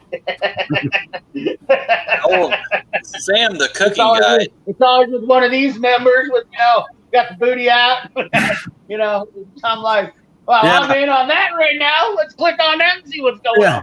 Like I got to click on the booty. And then she starts talking, and I'm like, you. Now, see, didn't they went through that before I started YouTube, where they started clickbait titles and shit like that, and they started throwing that shit out. If the thumbnail wasn't in the fucking video, they threw that shit out. But I don't think they're doing that shit anymore. No, they're not. Not really sure. I know the clickbait that they were really starting to crack down on was how to make $1 million in 30 seconds. For example, right? How to make $1 million in 30 seconds. And then you go into the video and it has nothing to do with money. It has nothing to do with how to make it in 30 seconds. It's a cat playing with a ball of string. Right. Yep. So if your video doesn't match up with what you're saying on that title, if it's blatant, just crap, then they're going to pull it. But some people are getting clever. There was one video that got millions of views. She had her face, she was, I'm sad. And then the title read something like, I killed my best friend, right? What it was, they went into the video and she was talking about Jesus, right? Oh, wow. And she got millions of views from it because they're like, oh, this chick killed her best friend. It was talking about Jesus, Yeah. I know a guy who got like at least 500,000 views saying that Mac Tools was sold in fucking Harbor Freight. Oh, Jesus. Yeah. Who did that? Talk about a clickbait video that should be fucking thrown the fuck out. I have people that come to my channel telling me that Mac Tools are now sold at Harbor Freight. Right. Yeah. There was a Wikipedia entry that said, oh, Harbor Freight sells Mac Tools. Motherfucker. You gotta be kidding me. What in the motherfuck? I mean, Jesus. Guys got subscribers that fucking I've never seen this video. It's ridiculous. We are an hour in, and I said at about an hour we would do the good giveaway, and the giveaway is an Evolution. What do you call it? Multi-cut circular saw, 7 1/4 blade, cuts mild steel. They say stainless. I've never done it. Wood, whatever the fuck you want. This thing cuts it. It should be like on Tool Review Zone, I think. It slices and dices. I think I did use that saw. You might have. I think I actually have it over here. And if that's the Evolution, it's a good saw. Yeah, I got it over there. But that's the one I've been using. Slicing and dicing. We got a brand new one. Oh, look at that. Because I don't want to send you the one that I've done worn out. Nice. So what we're going to do is I do have a few names in here. I talked about earlier. I had a community post, and people that helped me out on that community post are entered. And in the chat, just to let me know you are here, type I'm in, I want in, something like that in the chat. And as these 3 fine gentlemen continue to talk, I'll keep it old school and throw more names in a bucket. No, very cool. And do you gentlemen want in? Because I'll let y'all in too. No, man, give it to the subs. Yeah, you are my subs. I know all 3 of you are subscribed to me. I know, but I'm good. I'd rather see it go to one of these guys in the chat. Yeah. I figured it was the perfect giveaway because if you're in automotive, it still does metal. You need to cut angle. Oh yeah, trust me. I mean, I'm not saying I wouldn't want one, but I'm just saying I'd rather see one of these guys get in the chat. That If I bring out home another saw, my wife's gonna kill me, man. Yeah, I can only imagine. Even if it's free. I mean, Even if it's free, she don't care. Dude, Oh my God. she's upset with me because I cleaned out the garage yesterday, and she's like, "Oh, finally, I get to park my car in the damn garage." And before she was able to move her car, I pulled my new Cub Cadet in the distance. We're on speaking terms right now. But that Evolution saw, man, I'll tell you what, those blades are pretty good. They are. and we got some guys that said they want in. Who do we got? Antonio. He wants Oh in. yeah. Antonio, man. It'll take me a minute to write them all down. But you know what? Okay. I was so freaked out the first time I cut steel tubing with a circular saw. It just felt so wrong. Still freaks me out. Yeah. Yeah, I sit there, I'm like, but every time, man, the new blades, like Evolution blades are good. The Diablo blades are great. They just go right through, man. But I still get nervous about it. Yep. Even the miter saws, they got Evolution got a miter saw that cuts through steel. And See, I'm not as scared of the miter saw. That I'm more used to because of the abrasive saw I was using when I was growing up. But a circular saw, and it looks like a regular wood blade if you look at the blade on it. No, they'll cut through, man. They're pretty impressive on their saw blades. They're not cheap though. I don't think those saw blades. So that saw that you're giving away, that's $100, $100 saw. Yeah. So, but still, I mean, it's that's a really nice prize, man. Oh yeah, Simple Electronics. The Canada thing. I tell you what, I've looked up the shipping for America up to Pennsylvania. It's going to be around $30 shipping. If you're in Canada and you want in, I'll pay $30, and you got to cover the rest. PayPal to me, we'll work something out. So if you're in Canada and you're willing to do that, type in Canada, I want in. Yeah, that's what I do. That's what I do with Canada people. I just say, I want to be fair to you, but I mean, we'll split the shipping and we'll call it good, because it is ridiculous. So this is the perfect time to ask a question because I get it once a day. Do you ship to Pakistan, Brad? No kidding. Every day. Every day. Wow. Well, you know what the thing about it, though? Go ahead. I don't think I've ever been asked that. Duke of Heritage, he's a new channel. I didn't know he was in there. He's a great woodworking channel. Sorry. I just saw him, and I just discovered his channel. I'm kind of, fanboying over him right now. Duke of Heritage? Yeah, he does some cool shit, and he's not the PG type woodworker, Oh, my favorite. I like, listen, I'm an adult guy that, I worked in the steel mills and stuff like that.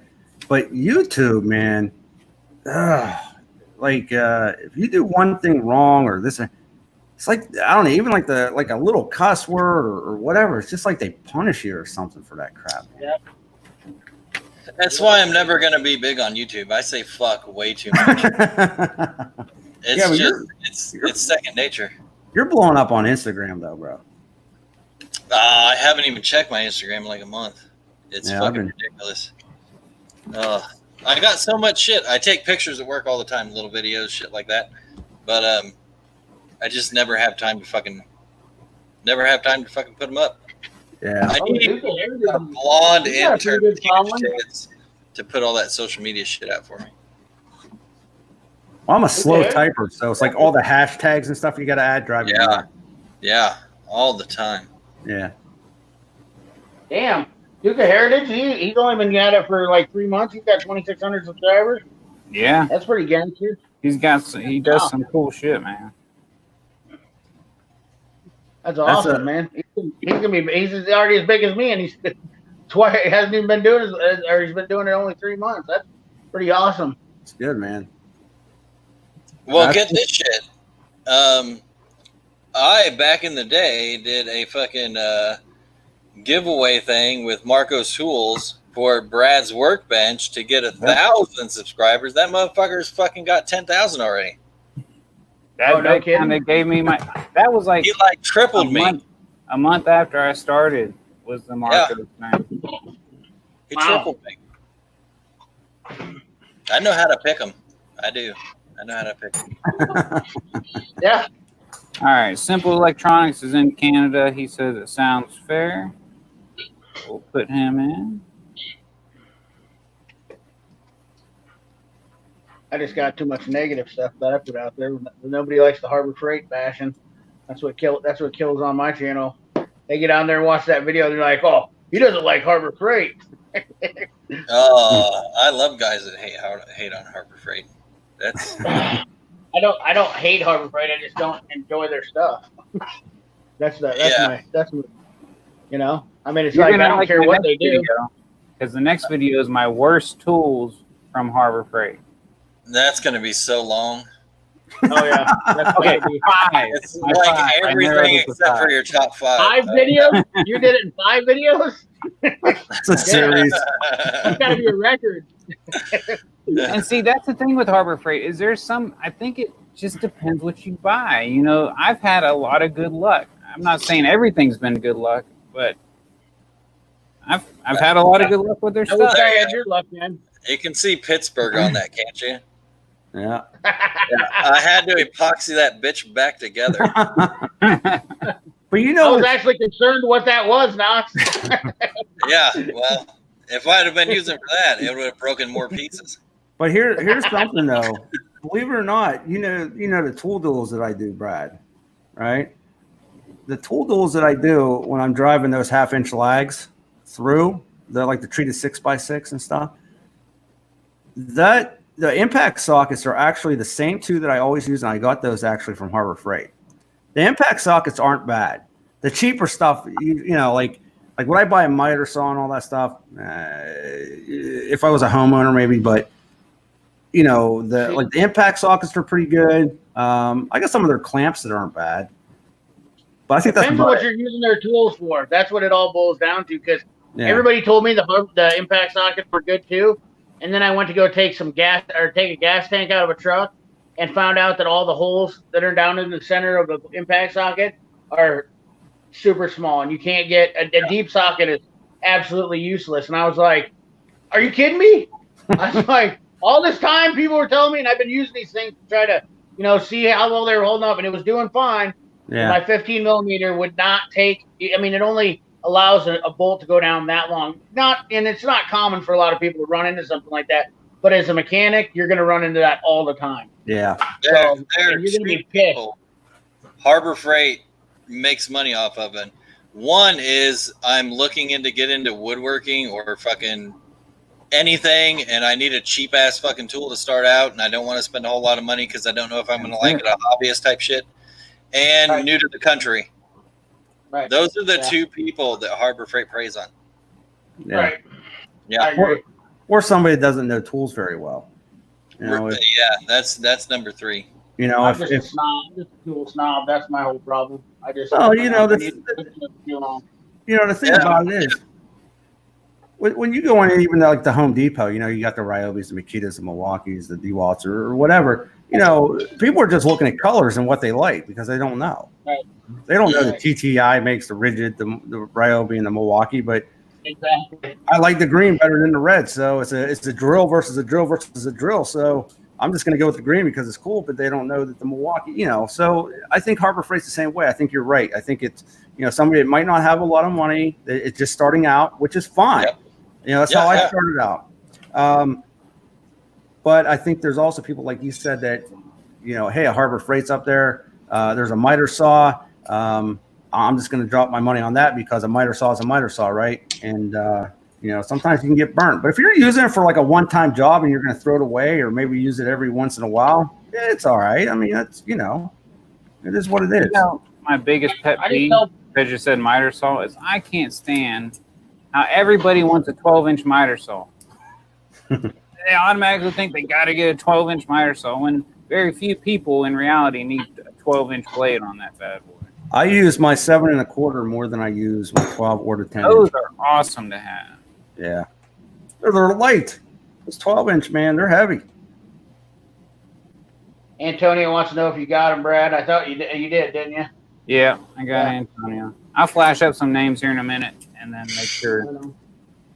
So people keep watching my screen, I'm just going to be flashing up names. If you didn't see your name, I'll give you 10 minutes or so to comment, and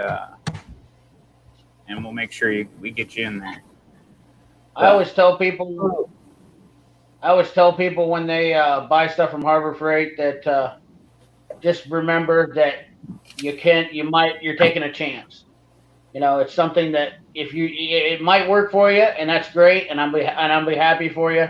But if it doesn't work for you, I didn't tell you to buy it. That's all you got to remember.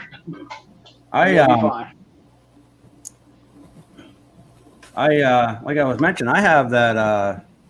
I think I paid like $80 for it. It was that tractor jack, that I use just to change the blades or clean out underneath. And tell you what, man, other than some rust, that thing works great. Is that the one with the lift? I think I got that same one where you put your two wheels in the front of it. Yeah, I have that same one for my lawnmower. I only use it 3 times a year. Yeah, and it works just fine for that. I got to keep up on my grass, or my neighbors give me dirty looks. So I got to sharpen those blades, man. Hey, Mr. Dano just came in. He's been a long-time supporter of the channel, so I want to say, Dano, I am giving away Evolution's multi-cut circ saw. Does wood, metal, basically whatever you can throw at it. If you're in Canada, which I know you are, Dano, I will pay $30 of the shipping, and you have to cover the rest if you want it. But old Dano, he's been around my channel, probably since the Marco Tools days. Dano is all over YouTube. He is everywhere. I found a Herbrand wrench in my my filing cabinet toolbox. Amos. That's all I think about when I think of Dano. I think of Herbrand. Amos is everywhere too. Yeah, Amos is too. Amos and Dano. I don't think I've seen. Have I seen Amos before? You been on my channel? No, I'm sure he has. He's been everywhere.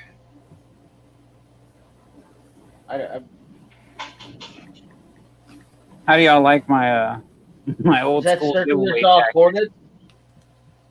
Is that circular saw corded? Yes, it's a corded circ saw. Okay. It says Evolution doesn't make a. How many names you got in there?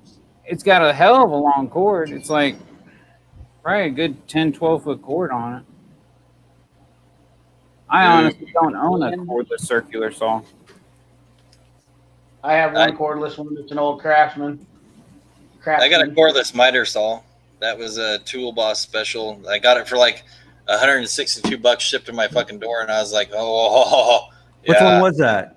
Which one was that? The 10-inch Milwaukee M18. Yeah, I got that deal. Yeah. Oh, you did? Oh, that is a fucking great deal.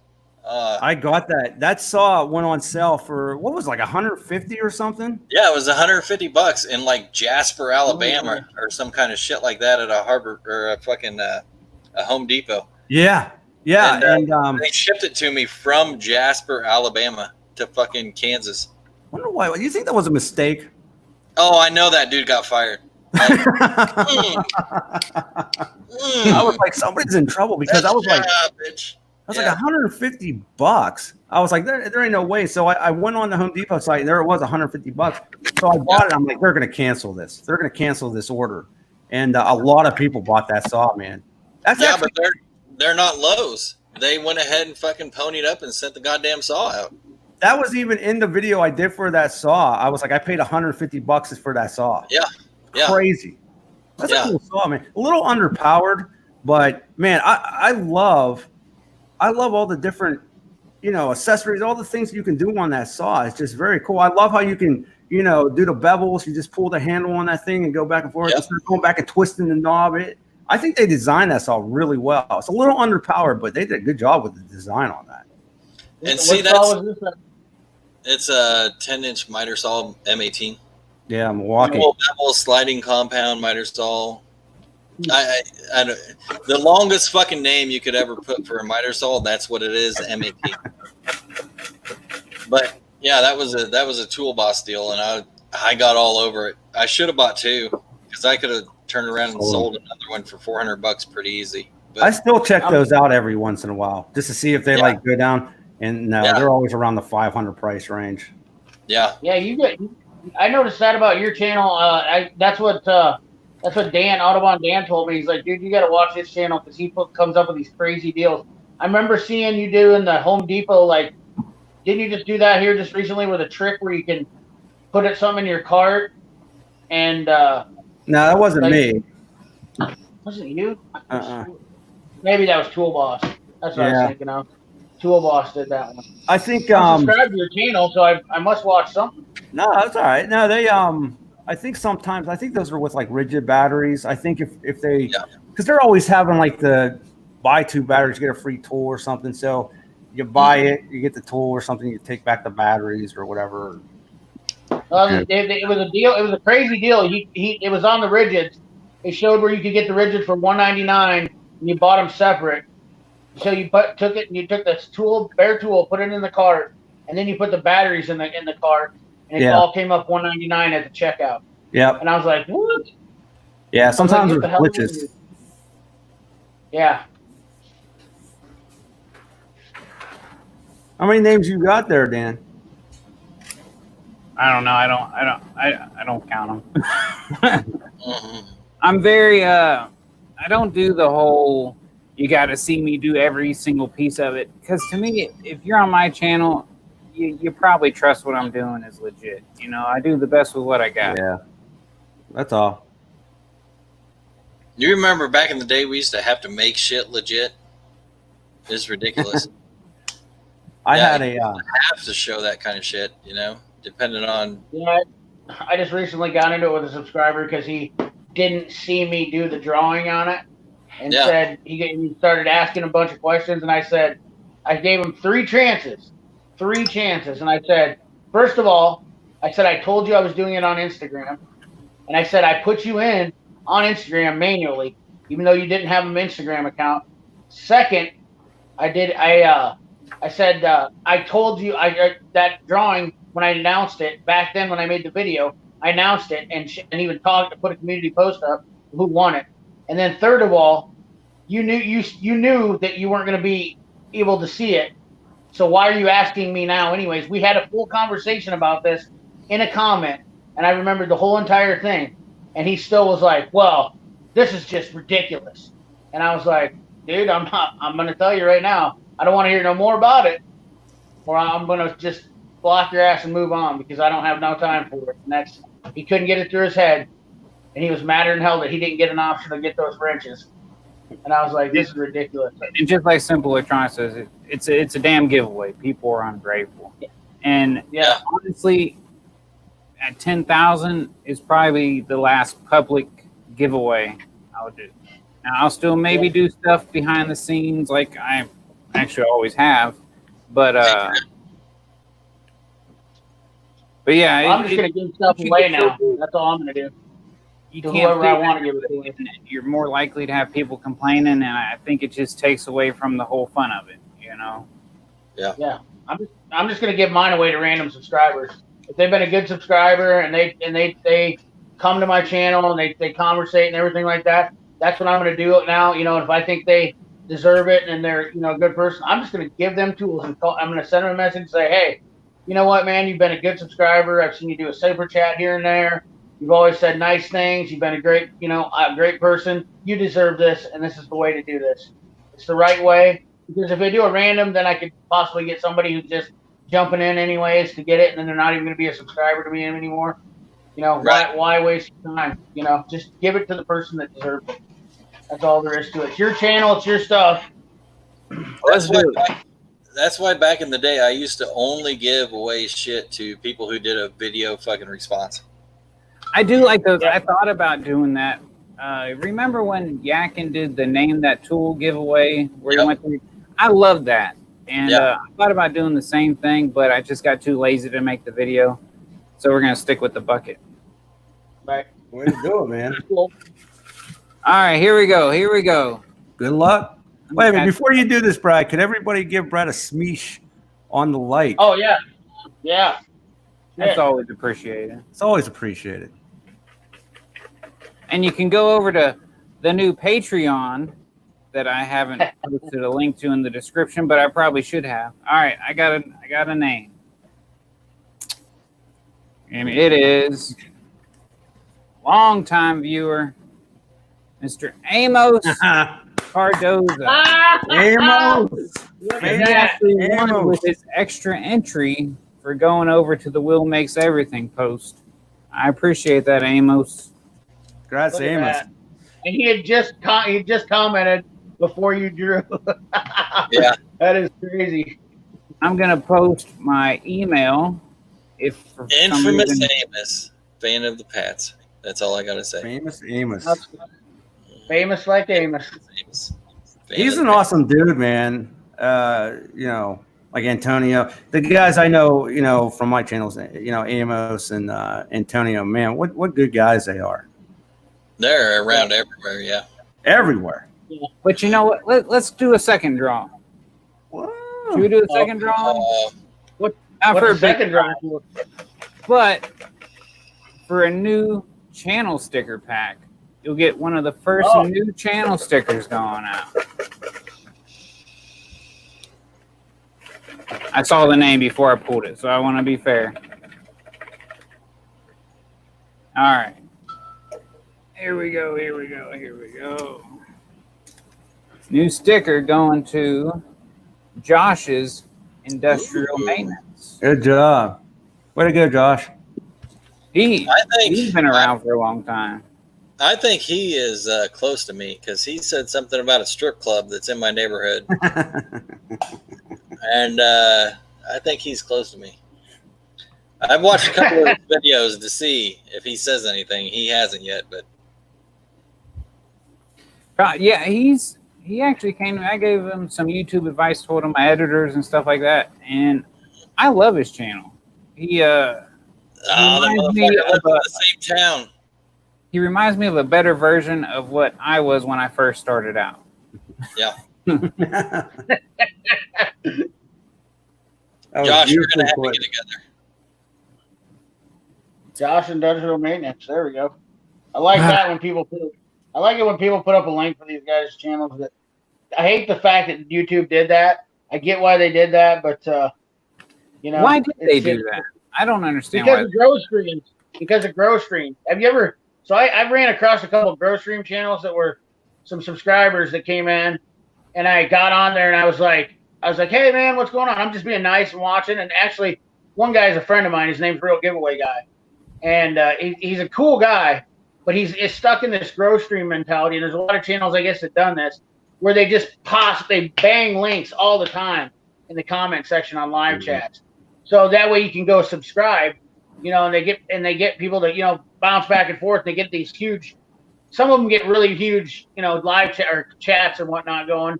And that's all they do is everybody subscribes back and forth to everybody. And then a week later, they all unsubscribe, you know, so it's just, but they never get any views on their videos, and that's all they do. And so it's a waste of time and energy, in my opinion. But that's why they did it, because they was messing up the algorithm in YouTube. And I get why they did it, but it also hurt the guys. Like, I don't see that many people in the tool world that do that, you know, but it's not. So I always try to get my blue wrenches to throw somebody's link up when they got to, you know, for somebody's channel now, because you got to go into the channel and copy the link and then paste it in there. It's just a pain in the ass. That's all there is to it. But it's nice when somebody does that, when you got somebody that, you know, you want to go watch their See, channel. I hate it because, like, if I see somebody make a comment that I laugh about and they have a logo of some sort, you know, I'll say, oh, let me check that guy out. He's funny. You know, I can't do that anymore, you know, without Well, that's typing. why you take your blue wrenches. You get your blue wrenches to put that link up now. That's all I do. That's what I ask my blue wrenches to do. I'm like, hey, can somebody post that link up? Boom, they're on it. And you got your good blue wrenches going. That's a good thing for them to do. You know, Dude, it makes them feel, you know. I'm the world's worst at keeping up with the chat when I have other people on. Yeah. If I I'm know. by myself, I'm okay, but when I'm talking to other people, it's tough. It's an art. Trust me. It's Yeah. an art to learn to do that. And then you feel bad, especially if it's a subscriber that you know by name, and then if you miss their comment. Oh, yeah. I still feel bad. There was a time where I got a super chat and I didn't see it, because I was doing something else. And please don't take it personally. Just sometimes you miss it. We make mistakes. I still don't know what to do with super chats. I always like to try to shout out thank you, but if somebody's in the middle of talking, I don't like to interrupt. I don't like to stop a conversation flowing if it's good either. So usually I try to say thanks in the chat. Just recognize them, man. That's all you got to do. Unless it's me, then you can just mosey on. I don't care. The Patreon thing. Oh, that was super weird for me to start because I never thought I'd get there. It still feels weird to me, but I think I'm going to put some stuff over there that's going to make it a little bit worth it. I mean, I can't promise the world or anything, but it feels weird. I'm not one to take money from people. Well, so here's how I look at it. I could be 100% wrong on this, just my opinion. There's a lot of people out there that, appreciate the channels and they enjoy the channels, and I've super chatted people on their live streams, so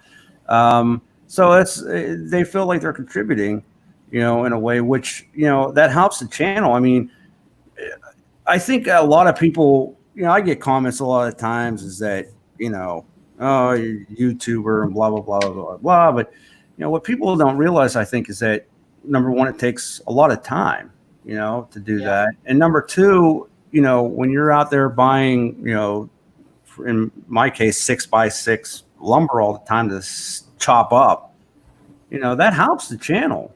Right. Everything that I make goes back into the channel, Right.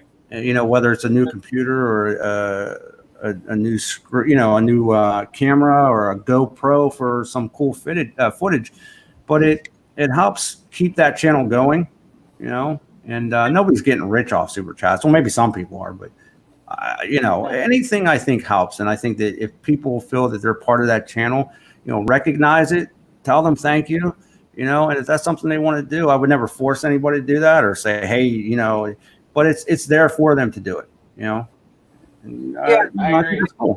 I agree. See, I don't have a problem giving money. I don't mind that, especially if it's somebody that I feel like I've developed a relationship with. But yeah, yes, you're 100% spot on though. It does. It's making YouTube may start out being fun, but it definitely, in order to keep it going, it does take money. It is an animal that needs to be. It is an animal that needs to eat. And you might be able to do it with what money you have, but you might be just a little short of doing something a little bit greater that everybody will enjoy. Because I think most really good YouTubers want to make great content for the subscribers, and it has nothing to do about the money. And that's exactly why I feel the same way you do. I care about just making something that people enjoy, and I don't care about the money. It doesn't matter to me. That's all I want to do. I mean, I just bought a $500 tool yesterday. I got 2,600 subscribers. I mean, there's no way I recoup that money in the next 6 months. From YouTube. It's just, I don't even care about the money. It's just doing something that shows people something good that nobody else is doing. That's all I care about. Hey, Gramute asked what y'all's channel names were. Do you want to introduce yourselves, or do you want me to just say it? You want me to just say it? What happened to the names? They don't pop up here? That guy is Tool Review Zone, Clint. He slice and dices a lot of shit. Slice and dice. I can't ever do this. That guy. It's like the Brady Bunch over here. He is a YouTuber OG, way before me, way before CP. Was he here before you, Clint? Yeah. And then down there is CP the Tool Addict. Lots of tool truck tools. Talk shit about Harbor Freight. All the good stuff. General good guy that we bicker back and forth about shit, but we still love each other. Right. It's like my real marriage. Speaking of real marriage, guys, I'm getting the look. So I got to head out, but I really appreciate you letting me be part of this, and hi to all your subscribers. Congratulations to everybody that's, on and, we'll do this again. Maybe you can come on, and it's always good talking to you guys. Yeah, bud. I appreciate you coming on, man. All right, guys. Good to meet you, Clint. Let her go 2 knuckles deep. She'll forgive you. I'll see you guys soon. All right. Later, bud. Yeah. Yeah. Bye-bye. What happened to the names popping up in the box? They don't do that anymore? I don't That know. go away? I just noticed that. Yeah, I did too. It It wasn't. wouldn't have mattered because mine would have just said Knox anyway. Okay. It asked me my name when I came in. Oh, there they are. Oh, There it because is. I put the banner up. That's what it was. Yeah. Brad was filtering. You Yep. sly bitch, you. Well, and I put that little banner, the type at Brad's Workbench, because that's really the only way I'll recognize a lot of comments. Just like Gramute's. Yeah. Dan McKevitt is out. Thank you, Dan, for stopping by. Later, Dan was my first Patreon.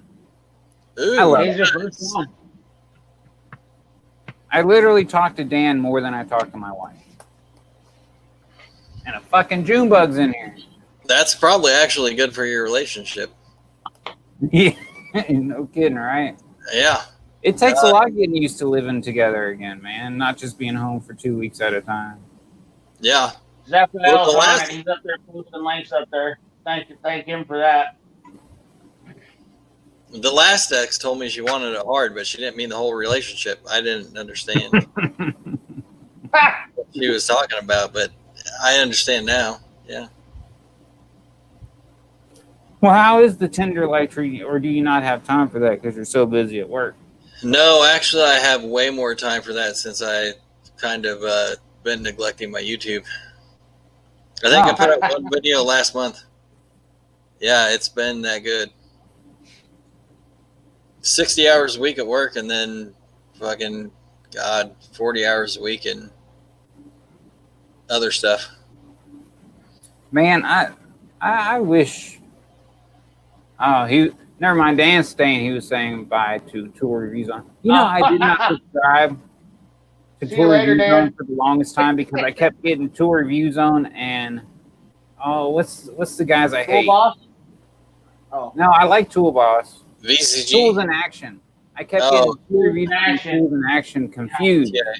Like I would talk shit about tour reviews on, like, oh, that dude sucks, blah blah blah. But I was thinking it was the Tools in Action guy the whole Right. time. Yeah. I honestly, I know I've watched his videos because I'm subscribed to him, and I You was just like, I could have swore I was on a live stream with him the other day because I know that Antonio was his one of his blue ranches, I believe. And if you haven't seen his video, what was it with the shoes, the indestructible shoes? That video had me laughing out loud all by myself. Nobody else was around me. Yeah. His little commentary on that shit, man. Oh, the indestructible shoes. Okay. Yeah. That's a funny one. Have you gotten one of those emails? I got one like 6 months ago, and I was like, I don't know if I can do that or not. Because they have some pretty professional reviews on those shoes, and I don't do anything professional. I have to do an update on the Carolina boots. Yeah. I've got a bunch of update reviews coming up. The Ulster Tools backpack, the Carolina boots. Mm-hmm. I really think, here, look, I'm going to go ahead and tell myself again, look, there is a quarantine and there's riot.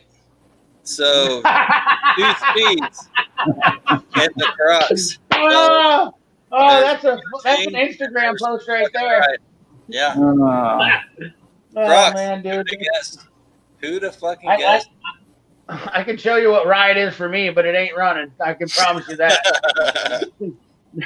My kid was telling me it's casual and sport. I'm like, no, that's quarantine and riot. Come on, get with the fucking times. What the hell? Yeah. How bad is it down in Kansas City? It's not bad.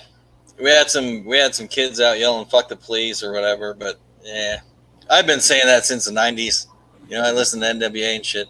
So Yeah. Yeah. We still got a group that runs around Des Moines here. They were over at Hy-Vee. They get the grocery store here and just destroying Hy-Vee at noon today. And then turns out the chick that they were there to riot for, she wouldn't even come to meet them because she didn't want them to come. It was some friend that said, "Oh, yeah, you got discriminated against work." She wanted a day off to go protest, and Hy-Vee said she couldn't. She needed to work that day, and they tried to riot. They came over and protested for him, and I'm just like, they destroyed a cruiser, and I was like, Jesus, criminy. Like, what the hell? Hy-Vee is one of my favorite grocery stores. It really is. Oh, you guys got Hy-Vees in Kansas City? Oh, yeah. Oh, yeah. Yeah, they're huge. I mean, they're obviously out of Sheraton here in Iowa, so they're growing like weeds. I don't know how far they're reaching out yet. They're going like crazy. They started here back in the 80s, you know, and they had just a couple stores. In fact, I think they only had 2 stores here when I first moved to Des Moines back in 1986. So right around then's when they started, you know, and now their warehouse down in Sheraton is ridiculous. It is the entire city. I mean, it is. It's stupid. I mean, they've got like, I don't know, 10,000 trucks. Yeah. So it's crazy. See, I went down to Houston 2 weeks ago when all the rioting first started. I didn't have no problems at all, man. Really? Really? You need to get out in the sun more. You need to what? You need to get out in the sun more. You blend right in with them Antifa fucks. Your hair was looking sharp the other day, or where was it on that video, man? Is it still that long? Dude, I had to move it out of my eyes because the wind was blowing it in my eyes today when we were at my in-laws. Dude, it was looking great on that video, though. It was really Whenever you said Doc Brown, it was definitely Doc Brown. Oh yeah, when it was blow it out on the side. Yeah. Yeah. I was like, holy smokes. I was like, he grew 12 inches of hair overnight. Well, I told my wife she can cut it. We got old dog clippers that we don't use anymore. It's got the adjustable lengths. Just buzz it off, man. I wear a hat all the time anyway. Even when I was at work, I wear a hard hat. I come home, I wear a regular hat, you know? Right. I would look like Knox in a few years. Number one, man. Number one. Just fucking buzz that shit off. I'm wearing a hat. It don't matter. I've been shaving my own. If it was wintertime, I would keep going with it. But summertime with the heat being here, yeah, it's starting even. It's miserable. That's why it's been hot. Shit. It just got too fucking hot, man. I had to get rid of it. It's so Turnings by Turner said, I got to watch out with the long hair and the lathe. Yeah. An interesting video there. Yeah, Brad, you got to watch out for that too, Brad. Using that cable stuff yesterday or the other day, you got everything wrapped up in that, man. That thing came apart. Like, I was like, holy shit, that was bad. Which one? Sucker blew apart. When you were doing that table resin or something, is that what you call it, table resin? Oh yeah, the resin ply thing. Yeah, that thing exploded pretty good. Yeah, dude, that thing exploded like crazy. I was driving home from work watching that, and I almost wrecked the damn car when that thing came apart. I was like, "Oh Jesus, he lost a finger! he lost a finger!" I thought for sure something would happen. I sent a piece of that blank up to Turnings by Turner, and I don't think he had as much problems that I did, but he heated it up. He said, he's a smarter fellow than me. He makes some pretty amazing stuff. I'm not gonna lie to you. I watch his. He is my. I don't know if this is weird to say, but he puts me to sleep at night. I watch his turnings, and it's just soothing. I mean, he's just so fluent and you know, it's just calming. It's a stress. It's like de-stressing. I agree with you, and especially the guys that do it good, like they can get the nice long cuts. The machine sound is soothing as hell to me. That's just like shh. The problem with me is here in Texas, I have my air conditioner going, my fan going, my dust collector going. Oh yeah. There's not going to be any soothing sounds on my videos, I don't think. I'd rather my mom. Okay. His upcoming video. This is something I made the other day that was pretty cool, I think. That's nice. Yeah, it got ruined because the 5 kind of got blurred out. So I had to make a new one for the guy. Didn't get cut deep enough. But I'm going to start making a bunch of these, I think. I cut up a bunch of blanks today. Like these live edge mesquite pieces. And I think I want to try to do like deer carvings and the outdoor shit. I think will look cool on something like that. Did you cut all that shit up with that fucking Hart chainsaw? No, well, yes and no. I cut it into smaller pieces and then I bring it to the big bandsaw I got. Yeah. I just got rid of my bandsaw, that Craftsman. It just went to storage. I still have it. Works fine. Works perfect, actually, for me woodworking. But yeah, it had to go to storage. I got to get fucking cars in here and shit. I am at max capacity. I had to sell tools to get my bandsaw. Yeah. Because trust me, I didn't want to sell my table saw. I loved my table saw, but I'll restore another one when I get a bigger shop. Is kind of what I figured. And this bandsaw I got, I'll never come across a deal like I got on it. Yeah. I need to get a band. Oh, you got a jet one too, didn't you? Oh yeah, 18-inch. It's a big boy. Does let me get this out. Does Jet make one that lays down to cut pipe, drops down to cut pipe, but then stands up too? Vertical and that's horizontal. Yeah. Huh? Vertical and horizontal cut. Yeah. Yeah. That's the one. I need to get one of those. That's what I'm looking for. One of those. I don't know. I'm wanting to start to do some metal stuff. When I build my new shop, I'm going to have a set it up for my welder 220 and all that stuff. And I have a horizontal bandsaw too. It just stays outside. It's a Wen, a cheapo Wen, but I got it. I bought a rigid pipe vise, the chain kind. Yeah. That was broken for $15 at a garage sale. Fixed it up, cleaned it up, painted it up, made a handle for it, and traded it for a Wen horizontal bandsaw. So, and I'm telling you, there ain't no better way than to cut metal than on a horizontal bandsaw. You set that thing to cut, and then you go do other shit. Yep. Oh. My buddy's got one. That's what I seen, and I was like, you know what? I need that one right there. That's the one. If I'm gonna get a bandsaw, I'm gonna do it right the first time and just buy that where I can do that with it and be good. Because I got some deals or projects I want to do that are gonna be completely not what I normally do. But I've always done this stuff anyway, so it's like, I'm gonna cut and weld and make some go-kart stuff. I used to make a shitload of go-karts back in the day, some badass ones. I want to get back into perfect because you can be welding a piece while it's cutting your next piece, and you'll start getting a workflow with it. They're nice to have. Yeah, we make target stands at his shop, so that's what I go over and help him sometimes.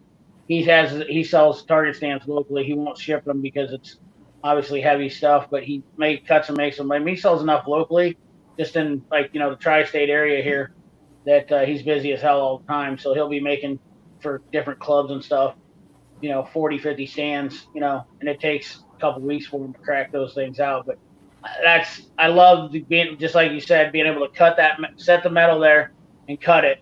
And then we have a bucket there. So we cut these little pieces for the stands.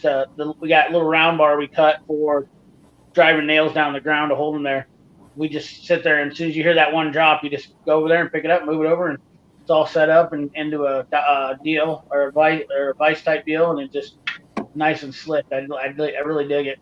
But I didn't remember if his was a Jet or not. Jet makes some good quality tools, but that's what the ones I have are older. Like the Jet dust collector I have over here is actually the same one Harbor Freight sells now. I'm pretty damn sure it's the same exact one. So you do gotta watch them. Really? Yeah. Harbor Freight sells a Jet model, or is it a cheaper model? It's not Jet branded, but it's a rebrand basically. I'm almost positive. Maybe they beefed up certain things on the Jet that they didn't on the Harbor Freight, but it's nearly identical. Okay. What was I? I'm not allowed in Harbor Freight around here anymore, so I can't buy anything from Harbor Freight. There's some good things in there, man. Maybe not No, I mechanic. got kicked out. I have Didn't heard most of their mechanic, like their ball joint press and shit like that. I've never heard good stories about that kind of tools. No, I got kicked out because I put my Harbor Freight magnets on their toolboxes. You got to put them in the bathroom. I tried that too. They got mad at me. They said I couldn't come back no more. Oh, Zaphael says it's kind of like the Snap-on jack, probably. And see, Jet doesn't make this dust collector anymore. I don't think. So I think what happened is when probably the factory pumping these out lost the Jet contract, they took the next person along. You know, Right. wouldn't make sense. But I don't. This is all speculation. I don't want anybody to take it for. I don't know nothing when it comes to woodworking tools. I'm as useless as anything. I don't deal with unless it's a drill, a cordless drill, or I just don't know. I don't do woodworking stuff, man. I mean, I think it's cool, but I just nobody's ever taught me anything. So I just don't know anything about it, so I stay away from it. I went to school for started out just doing carpentry. I think there's a big difference between carpentry and woodworking. And then I evolved into the wood turning. I never touched a lathe until I've been turning for maybe just under a year now, starting out with the small one, and then I graduated up. What got me into woodworking is because I enjoy welding, but when I was out in the oil field at work, I was the only welder we had when our little girl welder quit. So all of a sudden, I'm welding all this shit. I'm always fabricating. I'm always doing this. So when I came home for my 2-week break, the last thing I wanted to do was touch anything metal. Makes sense. So it kind of evolved, and there's just a beauty in wood that you can't find with metal. No, I agree, and that's I'm kind of disappointed that I've never really put myself in that position to learn it, because after watching all the stuff I do on YouTube, I'm like, it would be so more relaxing to just do stuff with wood, because you can shape it, whereas metal I've got to cut and weld or grind. And I can see you being like a carver, just get you a little knife, sit down in your chair at night and just whittling and carving little things, man. The only thing I've ever carved was a soapbox derby car. There you go. Balsa wood.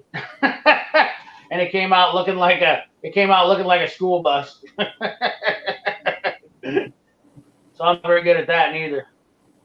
Not artistic. Turner says, what's great about the lathe is you can make a complete project on a lathe, where other wood, like woodworking, you have to use multiple tools. And that's very true. What I like about the lathe is you don't have to worry about having anything flat. In woodworking, half your battle is to make things square and flat. Wood turning, everything's round. Right. It's more creative, more relaxing. Like when I was doing flat work and some of the stuff I still do, sometimes that gets a little stressful, a little frustrating, Right. I can make it square as fuck, but round, yeah, that's a different story. Oh, you just jab it with sharp objects. So it's like being on YouTube, huh? Is that what you're saying? Just jab it with sharp stuff. Keep poking at it. What's that? You're out of your juice. I'm out of pie. Out of pie. That bottle. I got 4 more in the fucking fridge. Jesus. I want to find somebody. How risky would it be to ship moonshine? It's pretty goddamn risky. I gotta find somebody because I want to use it to make a finish, because shellac dissolves in alcohol. Yeah. And instead of using the alcohol that denatured with all the poisons, I would like to use a pure alcohol. Do you have an ethanol plant near you? Shit, I don't know. I wouldn't doubt it with as much grain and shit as we have down here, though. Yeah, there's probably an ethanol plant near you, and yeah. If you know the right people, you can get 95%, maybe 99%. I don't know. It's pretty fucking pure, that's for sure. Dan McCabbage makes pool cues? Jesus, that'd be awesome. Have you ever tried making a pool cue, Brad? A what? Pool cue? I have not. I have a Harbor Freight lathe, and the centers don't quite line up good enough for intricate work. Stuff. Yeah, precision. Yeah, Yeah, it's good for a bowl. Have to do some modifications to make to it. I actually have a video I want to do showing some of the modifications I've done. Yeah, that's the second best Harbor Freight video right there. There's always the top 5 of what I would buy, and then there's the how I modified whatever the fuck I bought from Harbor Freight video. Yeah, how to make it work right. Yeah, exactly how to make it fucking work for you. Yeah. I actually watched some. What the hell was the video I watched on somebody that did something from Harbor Freight? There's one thing that's like really notorious, and I'm always like, I see the video and I'm like, yeah, dude, and you know that you could have went and bought that high quality one for the same price after you modified it. I can't remember what the hell that was. What the frick was that? There was a guy. I was looking at a sandblaster, and I'm like, the Harbor Freight one, it's fucking cheap. And, I know Snap-on makes it from Dewey's.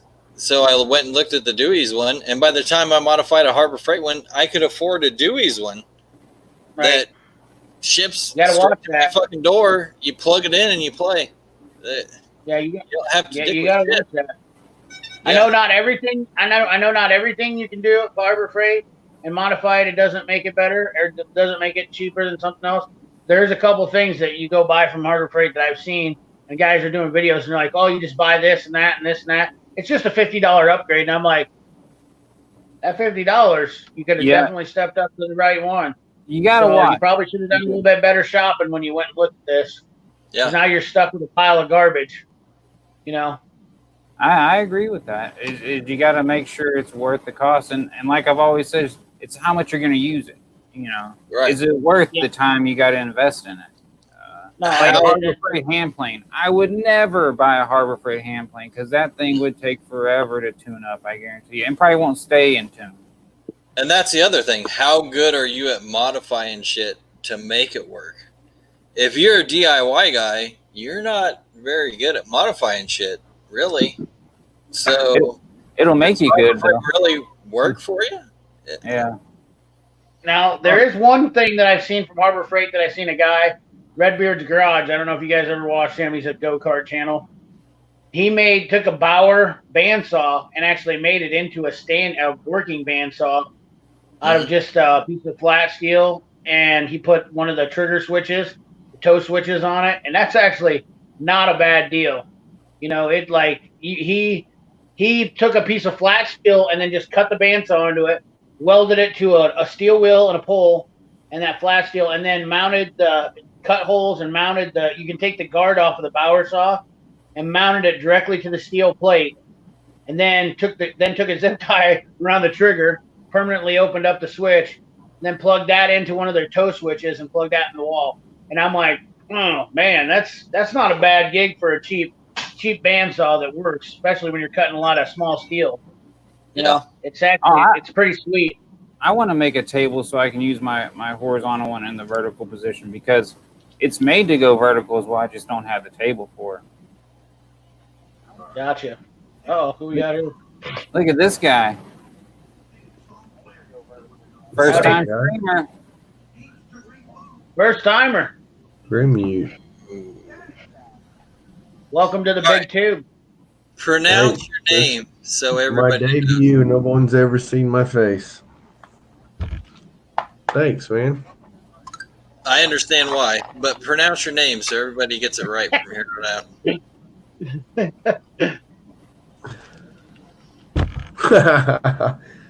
Grimute. Grimute. All right. I will never fuck that up again. Lag. I'll continue to fuck it up, I guarantee you, because by tomorrow I'll forget. I'm gonna call him Grim. I'm gonna call him Grim. Yeah. Quite a bit of lag here. Yeah, I think we got about 30 seconds lag. That's fine. Grim's fine. Everybody says Grim. What you need to do is watch it on StreamYard, but pop the window out on YouTube so that you can read the chat that's live. and then there won't be any lag. That's what I do too. Yeah, that's the best way of doing it. It's gonna take a while for them to hear it. Shit. We're also probably stretching the bounds of my 20 gig internet here in small town Texas. It's been working fine. It's been working fine up till now. Oh, well, thank you, Grim, for coming on. I'm glad you decided to pop your cherry here on the Brad's Workbench celebration of 10,000 subscribers. I still can't believe I've hit it. And actually, You went gangbuster too. I'm at 10,200 already. Right. Before I can even make the damn thing. You sly motherfucker, you. All that Harbor Freight chilling. It's Yeah. what it is. I told him like a year Next ago. year. I'm like, if you want subscribers, Harbor Freight videos. That's the way to go. I think you did tell me dude. that, but Yeah. I'm Hey, definitely the if you biggest want views Harbor and Freight. subscribers, it's no joke. You literally anybody can start up YouTube, and that's no offense to you, Brad, because you do it better than anybody. But anybody that wants to start a YouTube channel, if they do, because I looked up the YouTube analytics for searching Harbor Freight, and it gets 40,000 hits a day. I mean, people are just sitting around looking for Harbor Freight shit. That's how stupid it is. It's because of all the shitty tools they sell. People got to make sure. I mean, people are not going to look up a review on a Milwaukee tool as much as they're going to look up a review on a Harbor Freight tool. That's exactly what I told you. There's 2 videos on YouTube that work well. Snap-on, is it really worth the cost? Harbor Freight, can I actually get the job done with spending so fucking little? That's the 2 videos that work when it comes to fucking tool videos. Oh, Client Graphics is in here too. What's We up, got a whole CG? bunch of people coming. We got a whole bunch of maintenance man is here. He's back. Neil. Neil's up. Neil's in the chat. I like Yoda Neil. Doug. I invited him out here. He was busy tonight, so he can't make every single one, but I love old chatting with Neil, man. Neil and Junk. Yeah, Junk from work. I haven't seen him for a while on anybody's live stream. There's really, surprisingly, when you take away the dumb bullshit that happens between channels, that some channels stir up because they get lonely, I think. It's a good community of guys we got here. Most of us look out for each other. And like Tool Reviews on Clint was saying, I see people on my channel that I see on your comments and stuff like that, because I always like scrolling through the comments and seeing what's up. Yeah, there's good people that are in this stuff, and then there's people that are, I mean, there's just a few guys that try to stir it up for everybody else. There's a few big channels that try to stir it up for everybody else. What it really is, honestly, because all the little guys, all they want to do is see content, and all little channels just want to make content, and that's all there is to it. And nobody really wants to start anything. They just do. That's all there is to it. I don't know how. I think a lot comes up too because you lose a lot of context via text. Because, especially me, like I'm a shit talking dude, and people don't realize how much of a shit talker I am. Literally anybody I've befriended, I've talked shit about you at one point or another. But it's more in good fun. I don't. It's just how I grew up. And honestly, I find it strange when you meet nice guys. I don't really like shit talking a lot. I mean, I do a little bit, but I really am not a big fan of it because I always I always take it too far usually. I'm that guy that, I just keep going on with it, and then somebody will get pissed off and they get butthurt. I'm like, well, dude, I get butthurt. That was that. Happens to me every day, dude. Me and Neil talk shit constantly to each other, and I'll get butthurt, but like I said earlier, I'm a moody guy. It just depends what mood I'm in. 2 seconds later, I'm usually over the shit. I've just learned just don't respond back, and usually I'll be like, oh, that was just me being stupid. I don't get upset with somebody I like. I never have hard feelings. I like Dan. Dan is saying my channel blew up all after the Quinn video, and I know why he's saying that because Dan recommended that I put out the Quinn video, immediately. I was like, oh, I better use these tools. He's like, no, put out like a first look type video. And that's what kind of got me started in my get a tool, look at it real quick, make sure people know this is just a first impressions, and then do an update later. I like that format.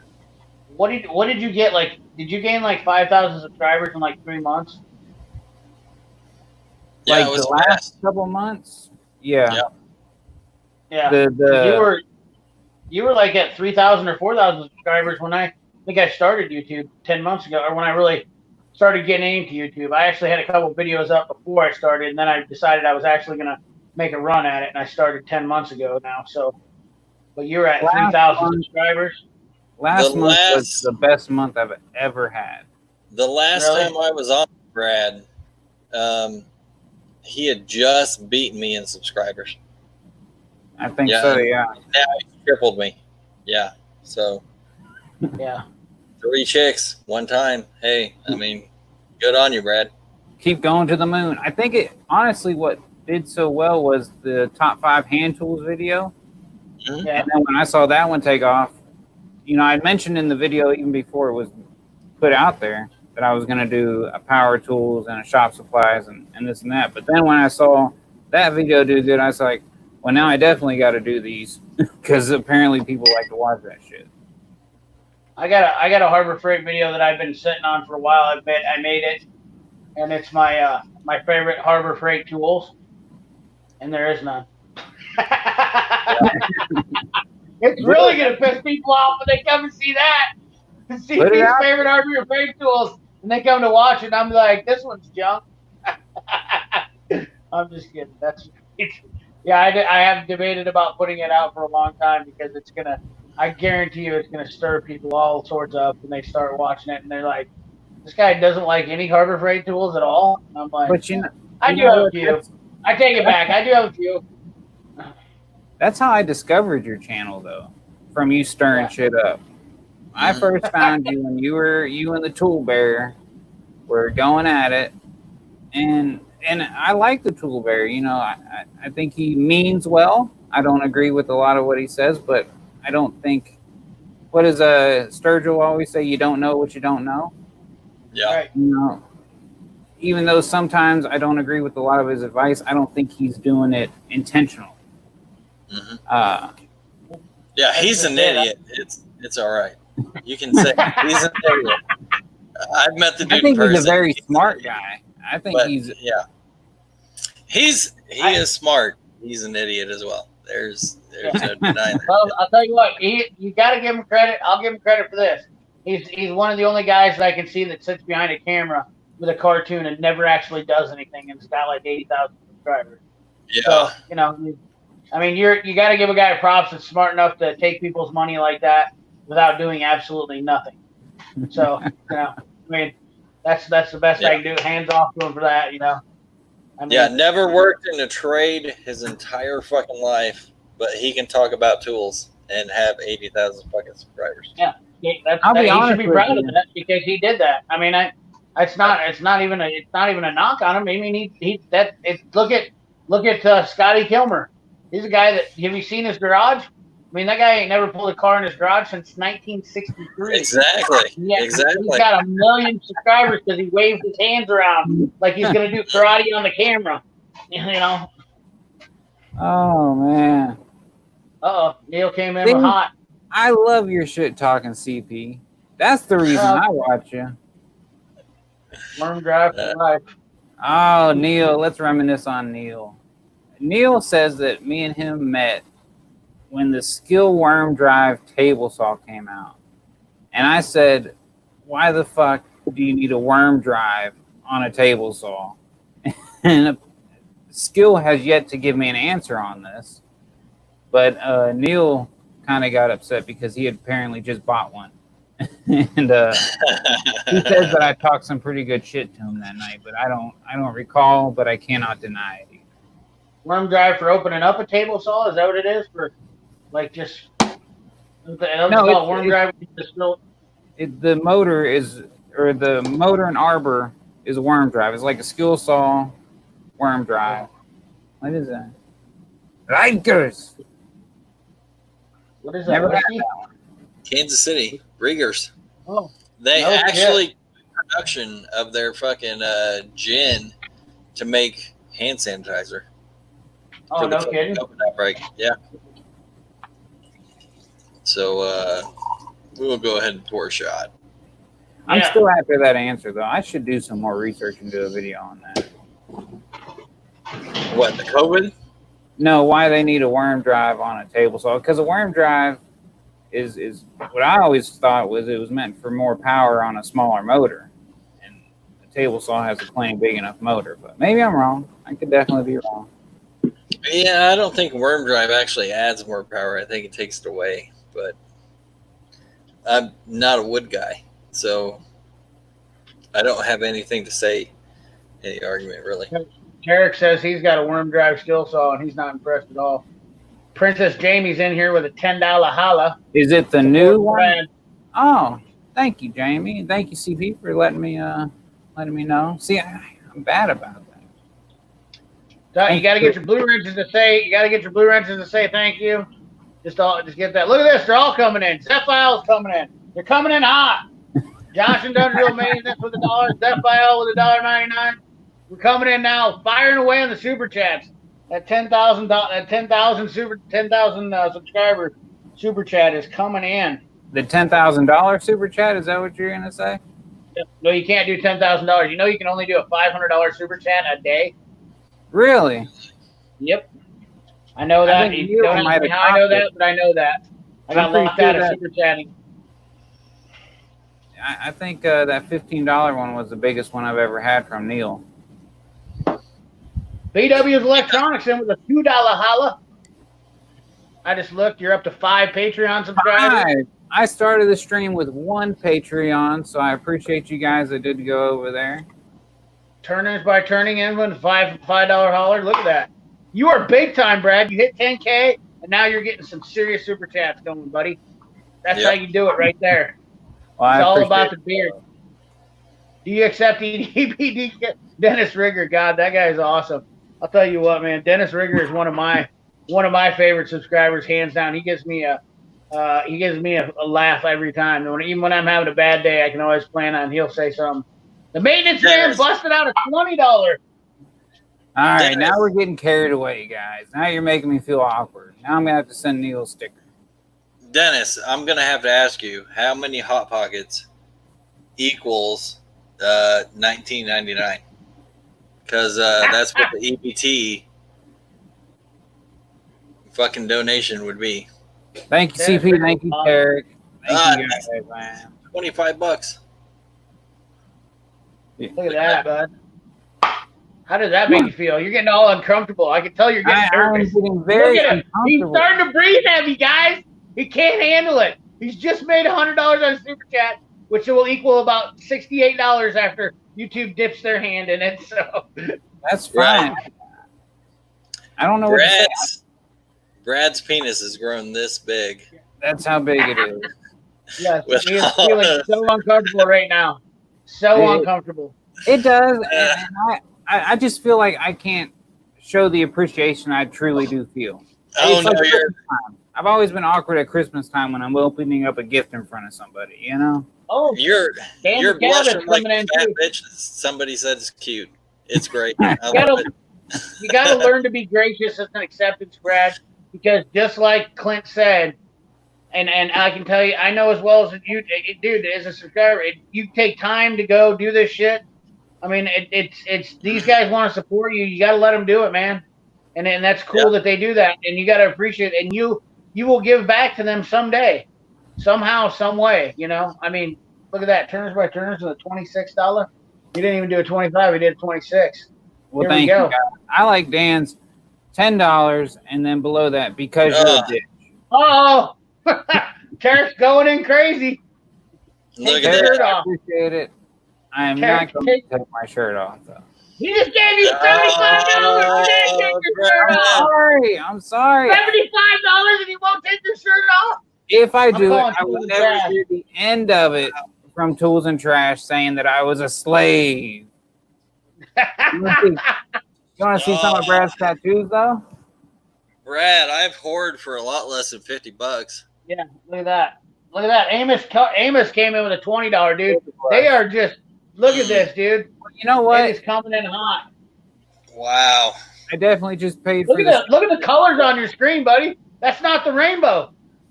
No, you are not fucking LGBTQ. That is actual super chats right there. Look at that shit. Yeah, the maintenance man coming in now with another $2.99. I feel like I'm in an for the auction. blush. Tarek, I appreciate it, dog. I really do. I That's all think I you can have say. a new favorite kid. Yeah, dude. I've always seen Tarek at CP sing, and I've seen him in other streams. Yoda Doug's mentioned him. I know he's a very I just generous texted guy. him. I just texted him and told him I was over here. I said, "Get on over here and check out Brad and give him shit." I'm good at that. You can talk all the shit you want to me, especially if I know it's friendly. Oh yeah, you know I don't start anything with you ever. I give you crap, but I never really ever jumped on. I told you before when all the times that he thought I was serious about the Harbor Freight shit. I don't even care. People take me serious about the is this BCG construction? All the times that I talk shit about Harbor Freight, I don't give two squirrel shits about Harbor Freight. I really don't. I only tell the truth about it because whatever happens to me, I just relay the message. You know, I bought into the bullshit club deal, whatever the freak it is, and then I went and found out that they were changing the prices after the sales were over to, you know, reflect what they really were. I just didn't like the marketing bullshit. I realized what was going on, and I was like, you know what? Not only that, I gave them a chance. 20 years ago, I bought Harbor Freight, and I was so excited, so happy about it, and was like, oh my God, dude, this is going to be great. Look at this. I can buy $100, I can buy $500 worth of tools for $100. And I take them back to shop, 20 years old, and I just start blowing shit up in my face, blowing impact sockets and everything up. And I'm just like, I threw all that shit in a box. And then here it comes 18 years later. I take it all back to Harbor. They just built a Harbor Freight close to me. And so that's why I never went, because it was on the other side of town, 30-minute drive. But I saved that shit for like 18 years in my toolbox, in a drawer, just in a junk drawer. I took all them sockets out, took them all back up to Harbor Freight, and then bought like another $100 worth of shit. And here it took me like 2 months before I broke everything again. It's just not for me. I'm not even that hard on shit. You know? We are going up to Midway, so me and you. I have class. What time? Oh. Okay. Think like wake up at 7 o'clock. Yeah. Oh, you sleeping in? That doesn't mean that's And wake up at 7 o'clock. We're going up there. If you want shit in your car, that's why we're supposed to do it today, and then you canceled on me. I know, but still. I can't remember last time I got to wake up at 7 o'clock. Coco's not coming out here. Keep her inside. Coco, come here. She said no, she wants to stay. Coco, what are you doing, baby bear? Raphael says Brad's workbench will now only read super chats. He's on. He is from now on. He couldn't has even- now hit 10,000 subscribers. I couldn't even thank everybody that did super Sit chat. here. I'm going to bed. Yeah, you did. You said we thanked everybody that came in here. BW's is the last one. Then yeah, maintenance man to the BCC. Yeah, you dude. BW's FL. Yeah, dude. Everybody's got thank. Backwood Mechanics is in here. Harbor Freight is a joke. He didn't even have to super chat, and I read that one. Well, I did see that Josh's industrial maintenance brought up a good point. Use this money to give back to other channels, and I think that's a great idea. In fact, I was looking for Junk from Work absolutely. Patreon today. Okay. Well, Yeah, absolutely, dude. I try to super chat back to everybody's channels to help some people out, and I also I take money for anything that goes on my channel, and I have a separate account for it that it goes into, and that way I can keep track of it. And then I know I take money out for. I bought a tripod, and I got a new screen. I had to buy a new tablet screen because I cracked it, and all that stuff. I just deduct that right out for that, and then I buy tools that I keep in a box for giveaways, and I just put tools in a box and a tote. Actually, I keep a tote, and I've got a whole tote full of tools that are going out, and then it goes for channel stickers and stuff like that, and then it goes back to the subscribers some way or another, the best I can. And it's just I would give to everybody, and I know you would too, Brad. I would give to everybody, that come, because your main subscribers, the ones that come into your chats, the ones that are there every week, you know who they are. Whether it's 50, 60, 70 people. You got 10,000 subscribers, but you know well as I do that you've got like 50 or 60, 70 loyal people that come in every single time. And those are the people that you really gotta, because the other guys don't really, they're watching your stuff. I get 50% of my subscribers, or 50% of my views are from unsubscribed people. That's actually if you pretty look, good. Huh? It is? Yeah. You're the second person that said that. Mine are 54.6%. Mine is around 90. What? Wow, mine's around 10%. Non-subscribed? Actually, watch my videos. Oh, really? Holy shit! You're the best I've ever heard of. 10% of my subscribers actually watch my videos. See, well, my thing is I think people come in here and they search Harbor Freight coupons. They watch those videos because as soon as I started doing the coupon videos, that's when it went up. Yeah. Before I was probably around 70 or 80. But I mean, to me, once you hit 1,000 subs, if you look at monetary wise, it don't matter if they're subscribed or not. Mm-hmm. Well, subs don't mean shit anyways. It's all about the views. I can have 2,500 subscribers and I can get 1 million views, and my channel will be bigger than guys that have 20,000 subscribers. Yeah. And at the end of the day, YouTube can give a shit about your subscribers. The only people that care about the subscribers are the subscribers, and people on YouTube try to compare that. It's a dick size that honestly is mythical. It's a myth. It's like a unicorn. It doesn't matter. Just like the thumbs ups and the thumbs down, they don't mean shit either. All they do is it's engagement. And not only that, I know that for a fact from a guy who has 250,000 subscribers that he can make his video engagement go on for almost 12 months because he doesn't like or heart a comment. He only likes and thumbs up, likes and hearts so many comments on a video, and then he waits and he goes back through and it's considered engagement, and YouTube keeps promoting that video. That's how he got to be big. That's what he told me. He would go through and like and heart like 10 of his comments, and then wait for like 3 weeks, and then do the same thing for 10 more, and just keep doing that. And then he got his video views kept just climbing like crazy, and his video is garbage. I've watched his stuff. They're trash, but he gets engagement off them because YouTube just looks at engagement. That's all they care about. There's all sorts of bullshit. They always change what they're looking for too. That algorithm's always changed. Yeah, exactly. Yeah, and you change your tags or your headlines or your tag words and your lines and all that bullshit is just. I don't even want to keep up on it because it's just all I want to do is make a video and just show. So I get excited and I want to show people. I'm like, look at this, man. That's all I want to do. Dude, I remember what hooked me. I mean, I started seeing you because of the Barry drama stuff. But when you started with the ring that bell, ding, ding, ding, ding, ding, that got me. I loved that little, I think it was your outro, basically. I would watch the whole video just to get to that point. Yep. Absolutely. Well, I mean, everybody's got a niche. Hard Knocks, I said it to him. I waited for his videos every time because I want to hear him do the like, comment, share, subscribe. Help me send me your panties because they never fit. That was what I liked every time.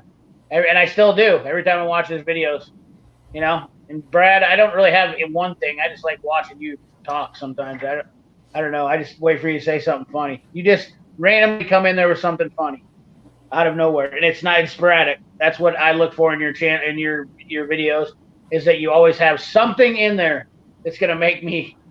It's just gonna make me laugh about something. Well, it's definitely sporadic because I don't ever script anything. I usually don't have notes either, which is why I have to do so much damn editing down. Yeah, I didn't even know I hit 1,000 until the maintenance man told me on a live stream. Oh, that's good. And really, that's the best way is not to pay too much attention to it. Because I'll be honest with you, when I was at 9,950, I was like, oh, I'm almost there. I'm almost there. And it drug on for like a week. It's like, nobody's subscribing now. And then all of a sudden it went over the edge. So, it's best just to keep doing your own thing, like you said, and not pay too much attention to it. TubeBuddy does my tags for me. I don't know that I would trust TubeBuddy for anything. I'll be honest with you. I've heard a lot of bad shit about TubeBuddy. I'm gonna come out with my own series. It's my other little 10,000 subscriber celebration to show people how I do everything on my phone. I'll give you my take on what I do. Can't say if it's the right way or the wrong way, but I think it'll help some people get started at least. There's what you do right there. Whoa.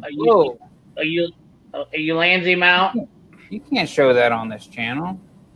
This is a tool only channel. It's a what? This is a tool only channel. What kind of tickler is that? What do you use that for? I got my dead cat. Oh, okay. It's my microphone, fool. This is what I do when I do my phone. I got my tablet. That's all I use is a tablet and a phone. That's what the beautiful part about YouTube is I don't like when these people get all fancy, but realistically, YouTube was meant to be point, shoot, upload.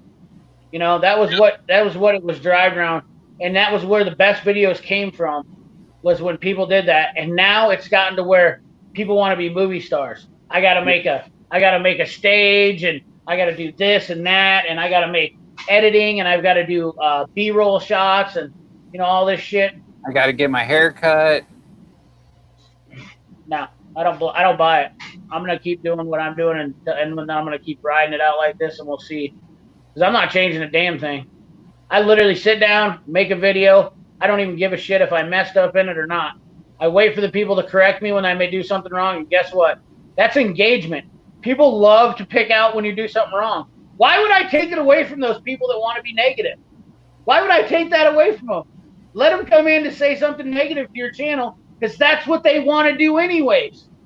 So, if they want to come in and be like, you're wrong. Oh, Matco does do this. Oh, okay, cool, dude. That's right. And then like, what? Yeah, well, I don't care. I do hope that you make your favorite Harbor Freight Tools video. I would like to see that. I would like to see your subscriber base reaction. It's already made. Oh, there'll be a shitload of people will laugh. Dennis Rigger will be in there just making all sorts of badass jokes. Guarantee you.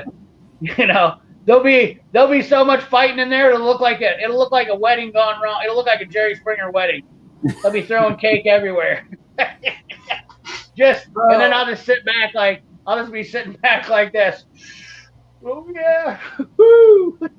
This is gonna be hilarious. I mean, I don't know if it will, but people might have gotten over that with me, I guess, with the Harbor Freight shit, because I just don't care anymore. But well, guys, it is 11:30, 2.5 hours. That's longer than I planned on going, but I enjoyed every minute of it. Right on. Yeah, I appreciate you having me on once again, Brad. Knox, good seeing you as well, buddy. Yeah, definitely. Put out some videos again soon. I would love to see you go back to the old tool store. Are you still around that place? Oh yeah. It's just right. Yeah. You haven't been there in a while. That would be pretty nice. What is that? I have been there. The Epstein store? Yes, Harry J. Epstein. Harry Epstein? Yep. HJ. Yeah, I gotta get down there. Knox has got to give me a tour of all the tool shit. I haven't been to Kansas City for a trip. That would be a good video right there. Yeah, I can do it. Oh, Bearded CB, we're going to be on live tomorrow. He's coming over here too. Forgot about that. Bearded CB's coming over to my place tomorrow. We're going to be on live for anybody who wants to check that out around noonish tomorrow. Oh, yeah. Little short notice. I didn't even really promote anything or nothing, but people will be there. Yeah. They'll show up. Yeah. You usually have a lot of people in your chats. But but this is going to be on Bearded's. I appreciate everybody in the chat. I appreciate the amazing amount of super chats. Definitely a record-setting night. I'll see if I can I kind of want to keep track of that to see if I ever do better than this point, because I don't think it'll happen. Thank you, Tarek, and everybody. Whether you gave $1.99 or $75, that's awesome to me. Thank you for making great content, Brad. Oh, make me blush. 10,000. That's a big number. Okay. You know what? I'm going to say it again because I said it in my 1,000. So if I hit 100,000 subscribers, Oh, Jesus. I'll go full time. 100,000 subscribers, I'll go full time. Oh, So, if I hit 100,000 subscribers, I'm taking my pants off. Oh, wait, there it is. There you go. 100,000 subscribers, I will take my shirt off for Tarek. Oh, there you go. All right, guys. Y'all have a good one. All right. Yeah, see ya. later, fellas.